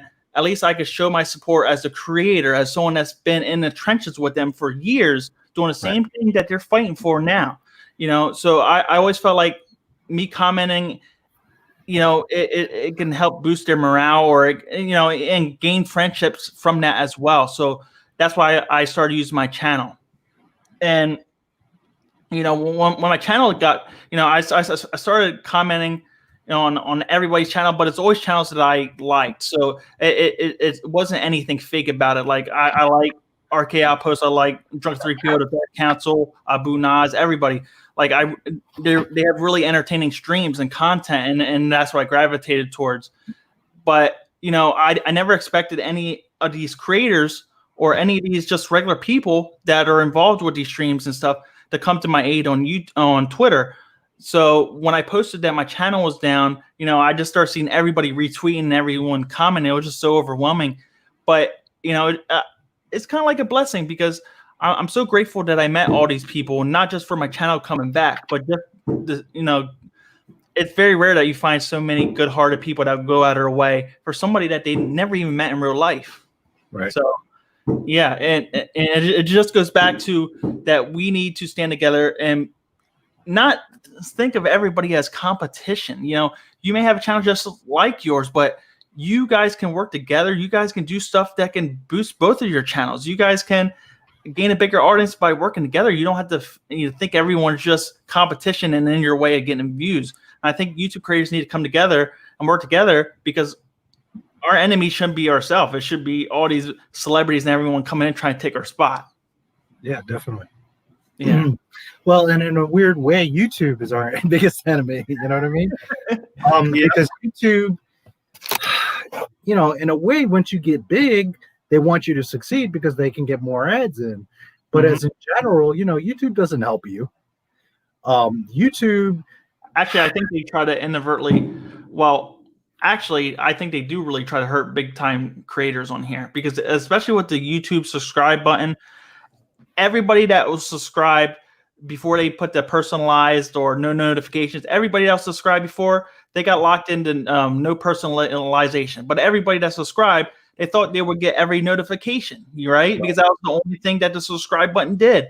So they really cut off a lot of creators at the knees, because now, you know, they get half the views. Their videos don't notify anybody. I get so many comments that my videos don't notify anybody. And it just seems like they did this to really knock out the creator. Well, just to clarify, bigger channels that are of a certain type, of a certain agenda, they very much help. Channels like ours, because your channel, while it's not like mine, is a little bit controversial. It's hip-hop, and you also speak out on stuff. Like, I watched your Dre video, not that there was anything controversial there, but you are talking about a famous rapper and his divorce, and, you know, stuff that isn't maybe as sterile and safe as like a Brie Larson. So when I said the bigger ones, is somebody like a Will Smith, a Brie Larson, I think PewDiePie probably kind of experiences what we experience, because PewDiePie is very honest. And as much as it would be good for YouTube, I think he probably comes across adversity. So when I said that, I meant more so like of a certain type, that YouTube definitely boosts certain channels. And then on the other token, they definitely, man, it's like they keep people down. And it's just crazy. Yeah, it just sucks. It's not organic, you know? But I don't know. I think most creators are pretty friendly with each other, try to help each other. I think sometimes some of the bigger channels could help out the smaller channels a little bit more than they do. But I'm not saying that towards me personally. I'm just saying that I think in general, although, you know, nobody owes anybody anything, I'm not mad that a channel's been on here for 2 years, 5 years, and that, you know, somebody that's newer should have to spend some time earning it, and, you know, all that's all good. But just to be fair, sometimes bigger channels forget that, like, just one mention could totally change the smaller channels' views and subscribers, and, you know, And again, I'm not saying that to me about me personally, because I think I've been doing really good. But there's some channels that I see that are really struggling, and you know, sometimes I think bigger creators forget that just one word from you, just one mention, just one comment or anything, a retweet, those kind of things can really have an impact. So, and I'm not sending a message to anybody. I'm not speaking about anybody in particular. Just saying. I just see the bigger picture here down the road 5-10 years from now. That's all. Yeah. No, and you know, we have different experiences. We have different channels, and you're in a different place with your channel than mine. And you know, I'm just putting my little 2 cents. Also, just an experience that I had in the past, because you were talking about the copyright stuff.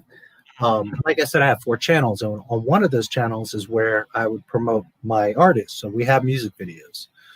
And years ago, one of our original songs, and I paid, you know, good money to make a beautiful video, and the song was all original. Right away, YouTube hit me with a copyright, not a strike, but a claim. And you know how they show you, like, well, what's the song that they're claiming, right? And I go to listen to that song, and it's like nothing at all, even close to what our song was. But regardless, even if it was close, it's like I was sitting there next to the guys as they were making this song. Like, this is an original song. And you know, that channel's smaller, and this was years ago. But you know, I had to fight with YouTube for a while. And it wasn't even like that song was similar or that person had true grounds to claim it. It was just some asshole out there that claimed it because they were being a hater.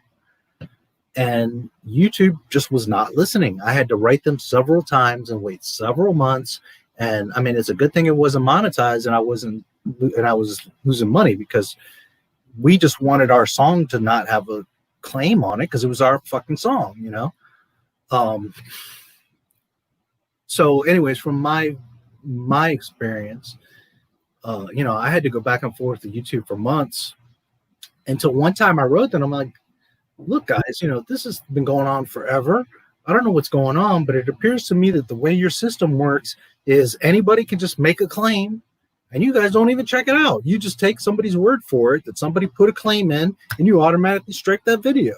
You don't even like go listen to the song, because if you go listen to it, you're going to see that the shit is not even close to the same song. Like, there's no way that this person, we're talking about like a Miami underground hip hop song, compared to, it was like some sort of like Middle Eastern electronic dance song or something. You know what I mean? It was like totally different.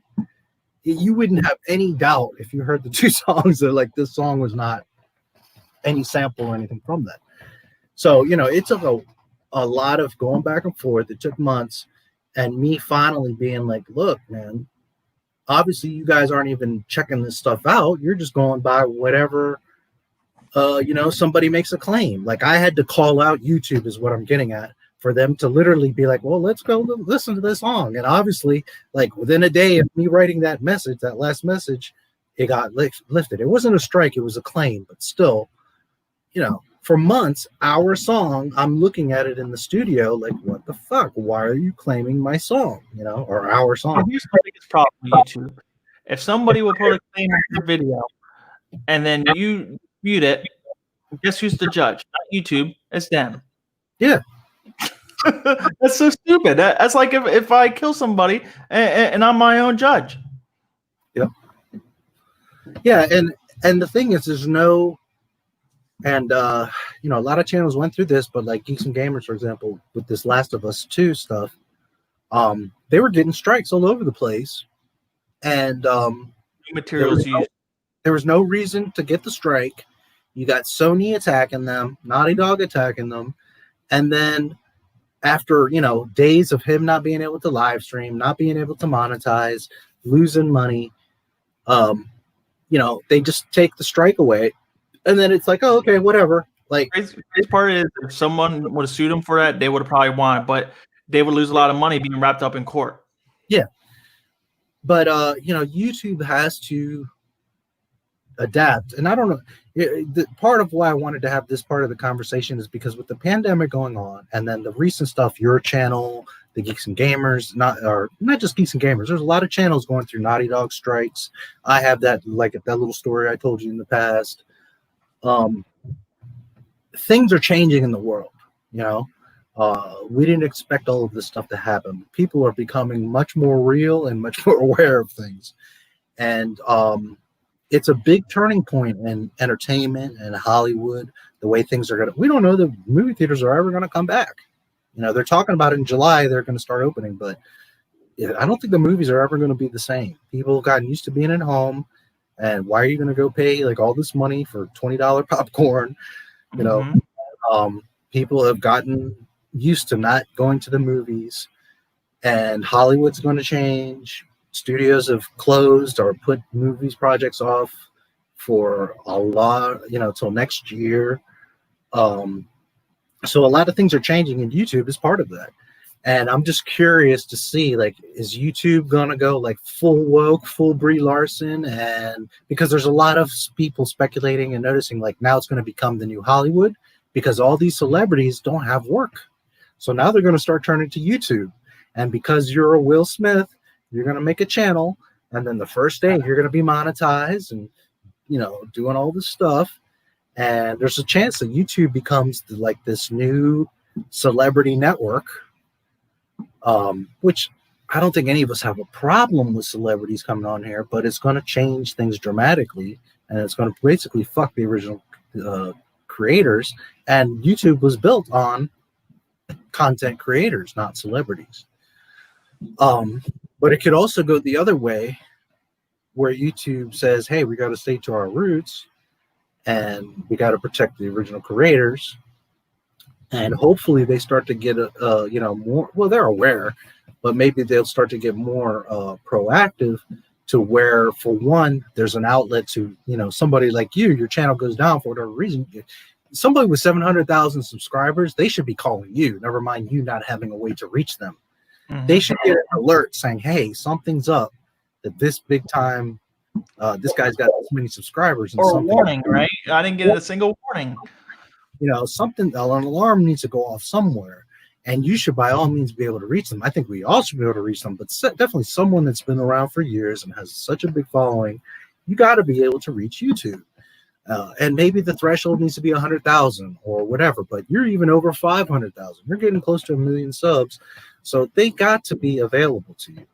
And that needs to change, but also the copyright strike system and method has to be addressed. Because one, I could right now go to your channel and hit you for a copyright.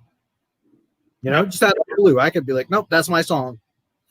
And even though at the end you could prove it and it would get lifted, and so yeah, what? But and my videos so many days not getting views. Yeah, you're gonna lose money. You're gonna lose views. You're gonna, you know, potentially your channel shut down. And me, what's gonna happen? Nothing. I'm just laughing at you, like, haha, I fucked your video up. I fucked your channel up for 3 days, you know, or a week or whatever. And that's not right. So to me, it's like, if you're going to make it so easy for someone to claim something, okay, if you own something, you should have an easy way to report it. But on the same token, they need to make strict punishments where, hey, listen, if you're going to report somebody, you better be sure. Because if we find out that you did claim that you don't truly own this, we're going to strike your ass. So now Sony and Naughty Dog and, you know, the asshole, the hater, is going to think real hard before they start claiming stuff, because as soon as YouTube finds out that that's not a true claim, or that you're doing it under a false pretense, or trying to, worse, like Naughty Dog, silence people, then Sony, Naughty Dog, whatever, their channel needs to get a strike, get a serious slap on that wrist from YouTube saying, hey, look, I don't care how big you are, you can't go around making false. That's technically federal law. I mean, that's illegal. You can't make false copyright claims. You know what I mean? Never mind the morality of it. Well, it's the same reason why they let big time record labels abuse fair use law. If I make a remix and I totally change everything about it, it could be considered fair use because it's transformative, but they don't adhere to fair use law. And it's the same time when people will use clips in their video, they may get a claim or a strike, even though you transformed the footage and you're talking over it. Like even my Dr. Dre video, the original version that I had up the day before, and it had footage, even though I heavily edited it and I used other footage, just like anyone else does of Star Wars, or they're talking about Brie Larson. They're using footage too. So I use footage, but they claimed me and they blocked my video even after it already had 2,000 views, in a couple hours. So that's why this video is doing terribly, because it's basically almost a re-upload, but I took out all that footage and put pictures.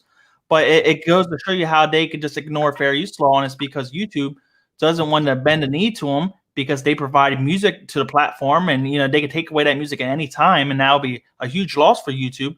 And it's the same way with Sony and Naughty Dog. They're not going to do nothing. And it's kind of crazy because I think it was last year, Susan, the CEO of YouTube, said, "Oh, we're going to have harsher punishments for false flaggers and people that claim videos, and we're going to take away privileges of these companies that do this." And they didn't do a single thing to Naughty Dog and Sony after everyone flooded Team YouTube on Twitter. And that's some bullshit. Yep. No, it is some bullshit. And I knew something happened because I saw in my notifications your video was there, and then it was gone. Yep. And you can see that. I had a Universal Music Group subscribe to me. That's how I'm on the radar. Yeah, you can see. I know you're aware that in just your notifications, the bell notification, without even going to the video, you can see how it was removed from YouTube. Mm-hmm. How it goes blank.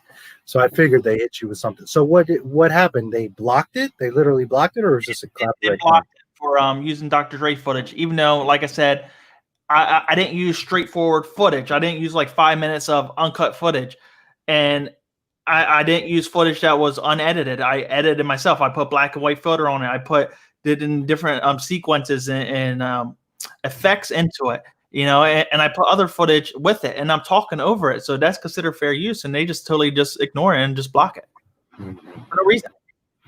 Yeah. And in the video, talking about Dr. Dre is kind of controversial with what's going on, but there's so many other channels that have the same topic up. TMZ has it up, and nothing's happening in them. Yeah, well, but because that's TMZ. Yeah. It's not fair. No, it's not right.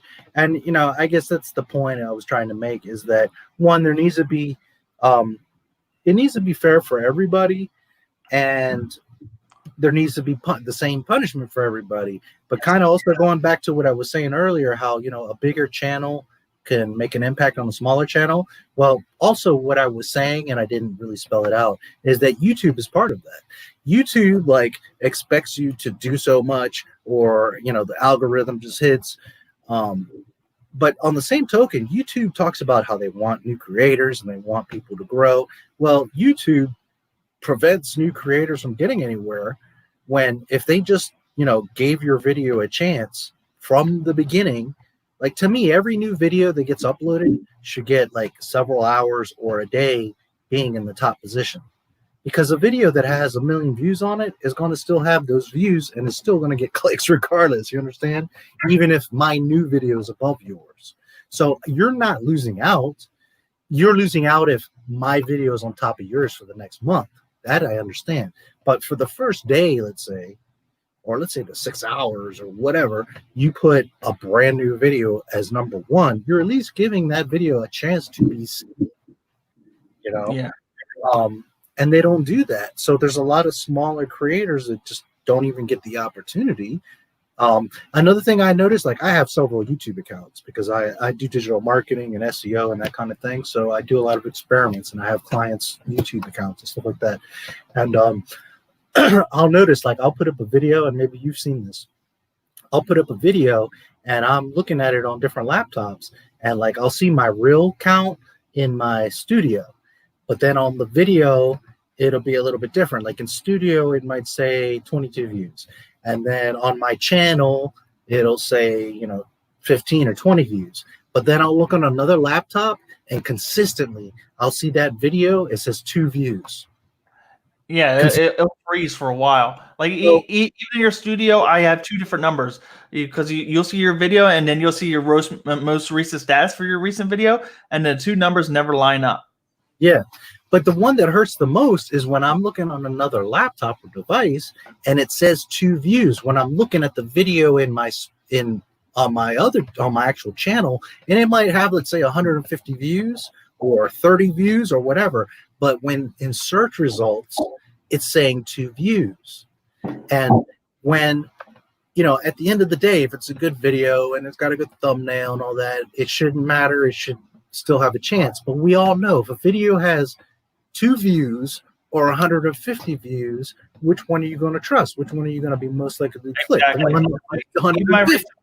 My video stuck at like 690 views, even though in my tab it had 1,500. And I was stuck there for like over 2 hours. But yeah, like you said, somebody's going to click on a video that has a little more views right off the bat, I think. So I think it kind of hurt smaller creators by having that threshold. But I also think that's there because there's a lot of people that buy fake views and they got to verify the views. No doubt. But you know what they could do is they could say, hey, the first day, let's just let this video go. Mm-hmm. Let me give it a chance. Yeah, and even if they got to do a recount, they can do that, after. You give it 24 hours, then you do the official recount. You see if anything's fishy, if it, where these views or subs are coming from.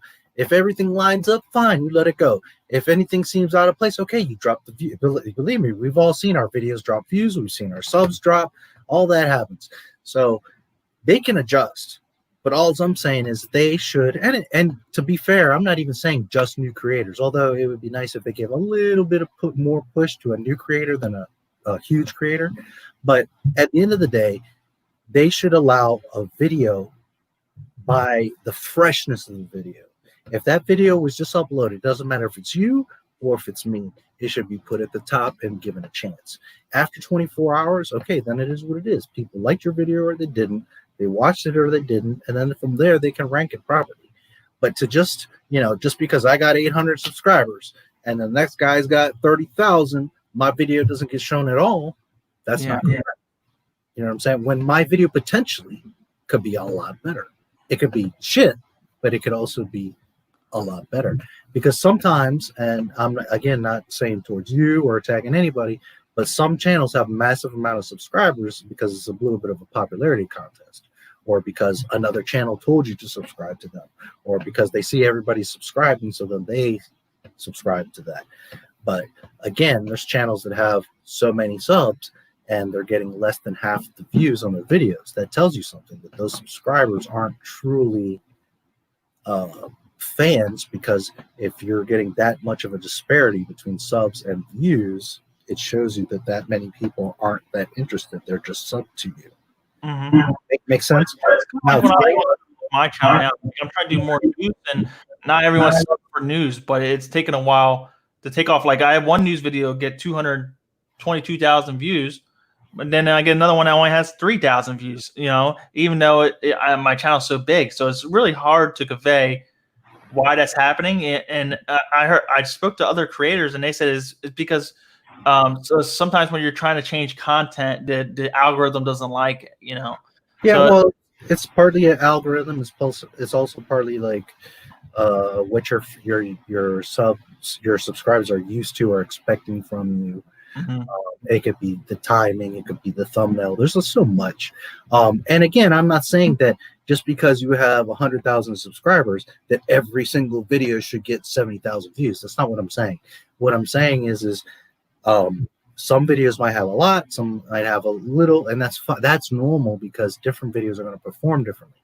But what I'm saying is that there's channels that have, let's say, 300,000 subscribers, but consistently all their videos get 20, 30,000 views. Mm-hmm. So that constantly is consistently happening. That shows you that a lot of those subscribers, I'm not saying that they bought them or they're fake. That's not at all what I'm saying. What I'm saying is they subscribe because someone told them or because everybody else is subscribing to them.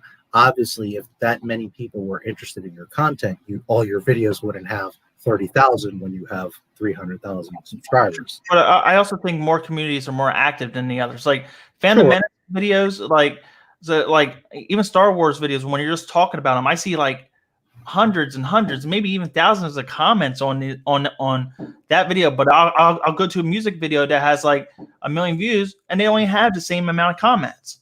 Mm-hmm. So it comes down to the type of channel. Well, Yeah, the genre, the type of Yeah. channel. Yeah. And also I think the creator themselves, like you and I think are friendlier. So we would talk to our subscribers more. We're maybe a little bit more charismatic, whereas other creators just kind of like talk at you. Yeah, and Or, that's something I'm still learning. and so somebody might like some of their content, but not necessarily their personality. So, or maybe they like them, but they're just not very interactive. So, they won't get as many comments. And that's just, from my experience. And although I'm smaller, I do have 4 channels and I've been around since 2012. For any creator out there, be interactive. Reply to the comments. Look at the comments. So many creators just don't pay attention, and I get it. Some of you guys are big and you have like 10,000 comments. I get it. You can't, but you can take an hour and, look at 100 comments. But if also I could give advice to anybody, and I didn't notice when I was starting out, hashtag is a big, the hashtags that you put is very important, and the way you have your thumbnail and the way you have your title. Like I seen when I was starting out, I see so many people that they would have titles that will go from uppercase to lowercase, will have periods in the middle of words or in between sentences and stuff. And people are like, we're gauged. We like information that pops to the eye, but it looks professional too. And a lot of people ignore that factor when they start a YouTube channel. They ignore thumbnails, they ignore tags, they ignore proper title, and I feel like that may hurt them. No doubt. And on a more advanced level, SEO can help your video. There's, the most important thing is always the content. If no matter what you do to a video, thumbnail, whatever, popularity, all that, if your video sucks, and people just aren't going to watch it. But if you are making good content, then SEO can make a difference. And part of SEO is, your tags, your thumbnail, making a proper title, a description, because so many people just like don't write anything in the description or just put a link like, hey, follow this channel. And it's like, man, you can write one sentence and say this video is about, because what happens is Google, which is YouTube, YouTube is going to go through and look at all the information and say, hey, okay, YouTube knows the content. YouTube scans your video and can see it and can hear it. YouTube knows what's on your video, but it only reinforces it when it says, like, if your video is about bananas and you're talking about bananas and there's video scenes of bananas, but then on top of that, the title says bananas and the description mentions that the video is about bananas, and then the tags talk about different types of bananas. Well, then all you're doing is reinforcing to YouTube that this is about bananas. You understand? So it's only like a little bit extra edge. But what I'm getting at is, if your video is as good and as competitive with another video, and you're the one that took the time to make a proper title and make a decent thumbnail and put in that extra tag and actually wrote at least one sentence, just one sentence, you should write a little bit more, but if you could just put one sentence and say, hey, this video is about this. Like, I was looking at your Dre video, you did real good on that. It had a little description, and I checked it out. It was good, nice thumbnail. That little extra, too many YouTube creators are worried about, I just got to get this video out, and I'm just worried about how this video is going to do right now. They're not thinking long term. And as we were saying earlier, I put up a video, and while I go back and I tweak things sometimes, and I look back at them, in general, when I put out a video, I'm thinking about all those things so that when I put it up, it's going to be set and it's going to be good for, today, tomorrow, next year, not just like this topic or just get the video out. It's we all have different channels, we all have different motives, but I just think that it's important for creators to understand that you should take that little bit of extra time to really set up your video, because not only is it going to give it the best chance to get views, but it's also going to, in the long term, because here's the thing, nobody likes to have to go back. And especially if you're creating a lot of videos or working on a lot of projects, you're just not going to go back to fixing and editing that video. So you might as well do it right from the first, you know what I'm saying? And try to make it as good as it can be.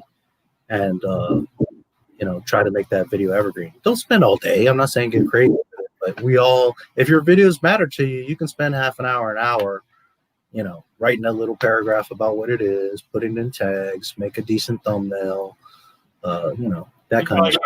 Fireworks going off, don't you? Yeah, I hear some too. Well, it's about 3.5 hours. I don't know if there's anything else you want to really say.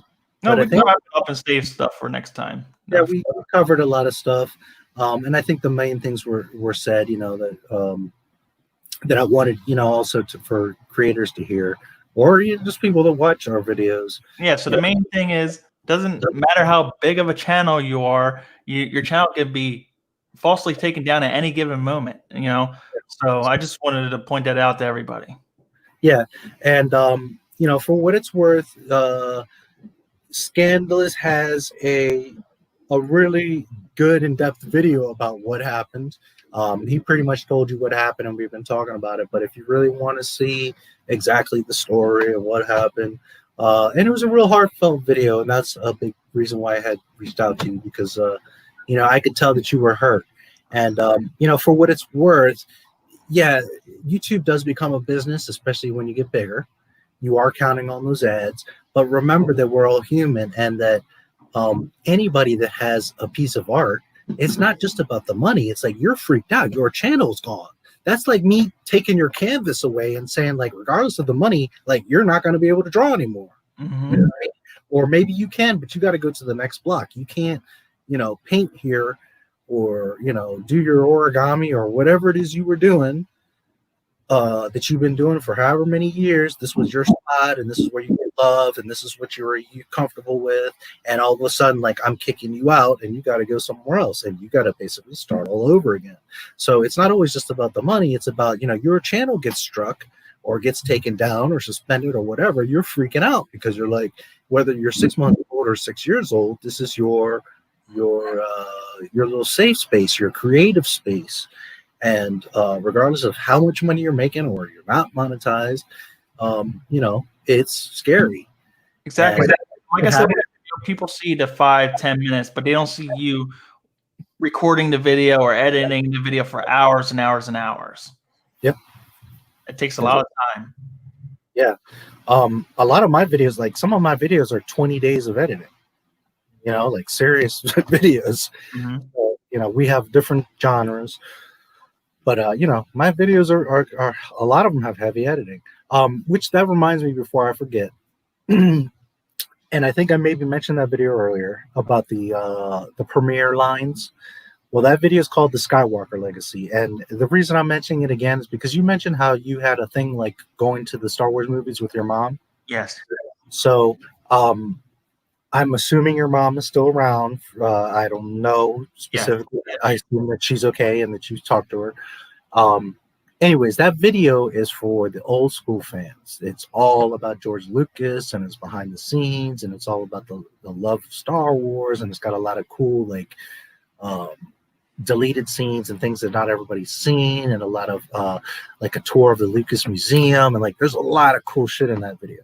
So anyways, the reason why I mention it is not only for anybody, but to remind you, but because you mentioned that you loved watching these movies with your mom, I want you to take the time. It is a long video. It's 2 hours and 43 minutes. So you could watch it in a couple parts, or if you want to sit down one day, but watch it with your mom, because I know she will really appreciate it if that was something that you guys used to do, and she's an OG Star Wars person.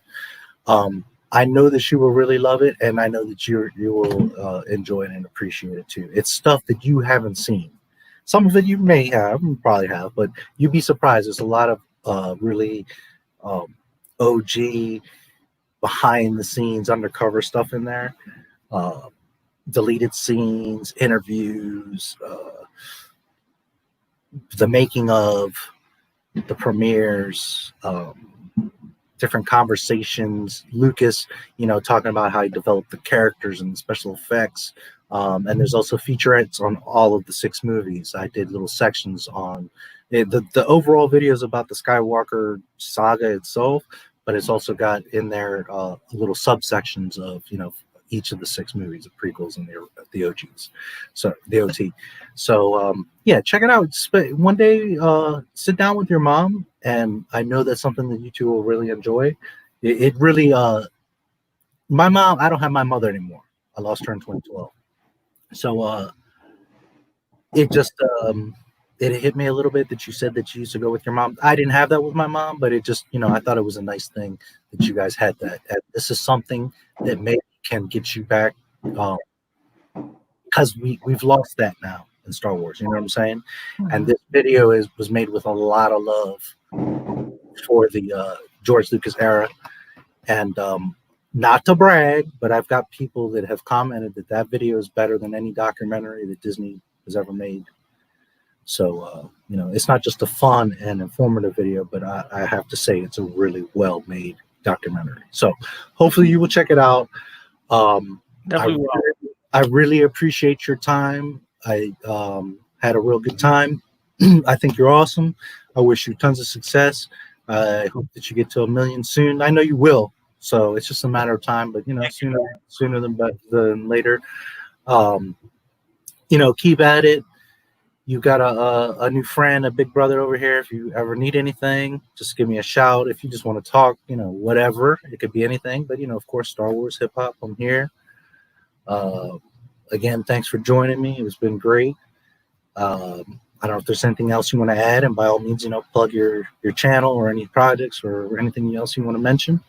Just follow me on Twitter, because we as creators need more support on Twitter in case I'm having channels, But if you guys watch that video that we were talking about, where I talked about my YouTube problem, it's actually on my secondary channel called Scandalous Talk. Right. And that channel, I mean, that video, I did it because I thought I wasn't getting my channel back. So I felt like I had to be as sincere, as genuine as possible. And so many YouTube creators, we put on the front, or we just show our best sides or traits, And I feel like for me to tell my story, I just had to be as real as possible as I could be. So, right. Cool. Anything else? That's all. All right. Well, thanks again so much. I really appreciate it. You're a real humble guy, and I appreciate you. And I guess I will leave you with 2 small sayings, and we'll cut out. First one is, rap is something you do. Hip hop is something you live. And the second is, may the force be with you. Thanks again. I had a great time. And hey, you always have an invitation, man. If you ever want to stop by, you ever need to talk to me personally, or you want to come on. And if you ever need me, whatever, you need my help, you want me to come to your stream, whatever, by all means, I'm here. Sure. Thanks again. And either way, I'll see you on Twitter. I'll see you around. We all bounce into each other. So I'll talk to you soon. But yeah, thanks, and thanks Horror Nation and anybody else that sees this, that did see it or will see it in the future. And okay, let's close up. May the force be with you guys, and thanks again for coming to the Not My Star Wars live stream. See you all later.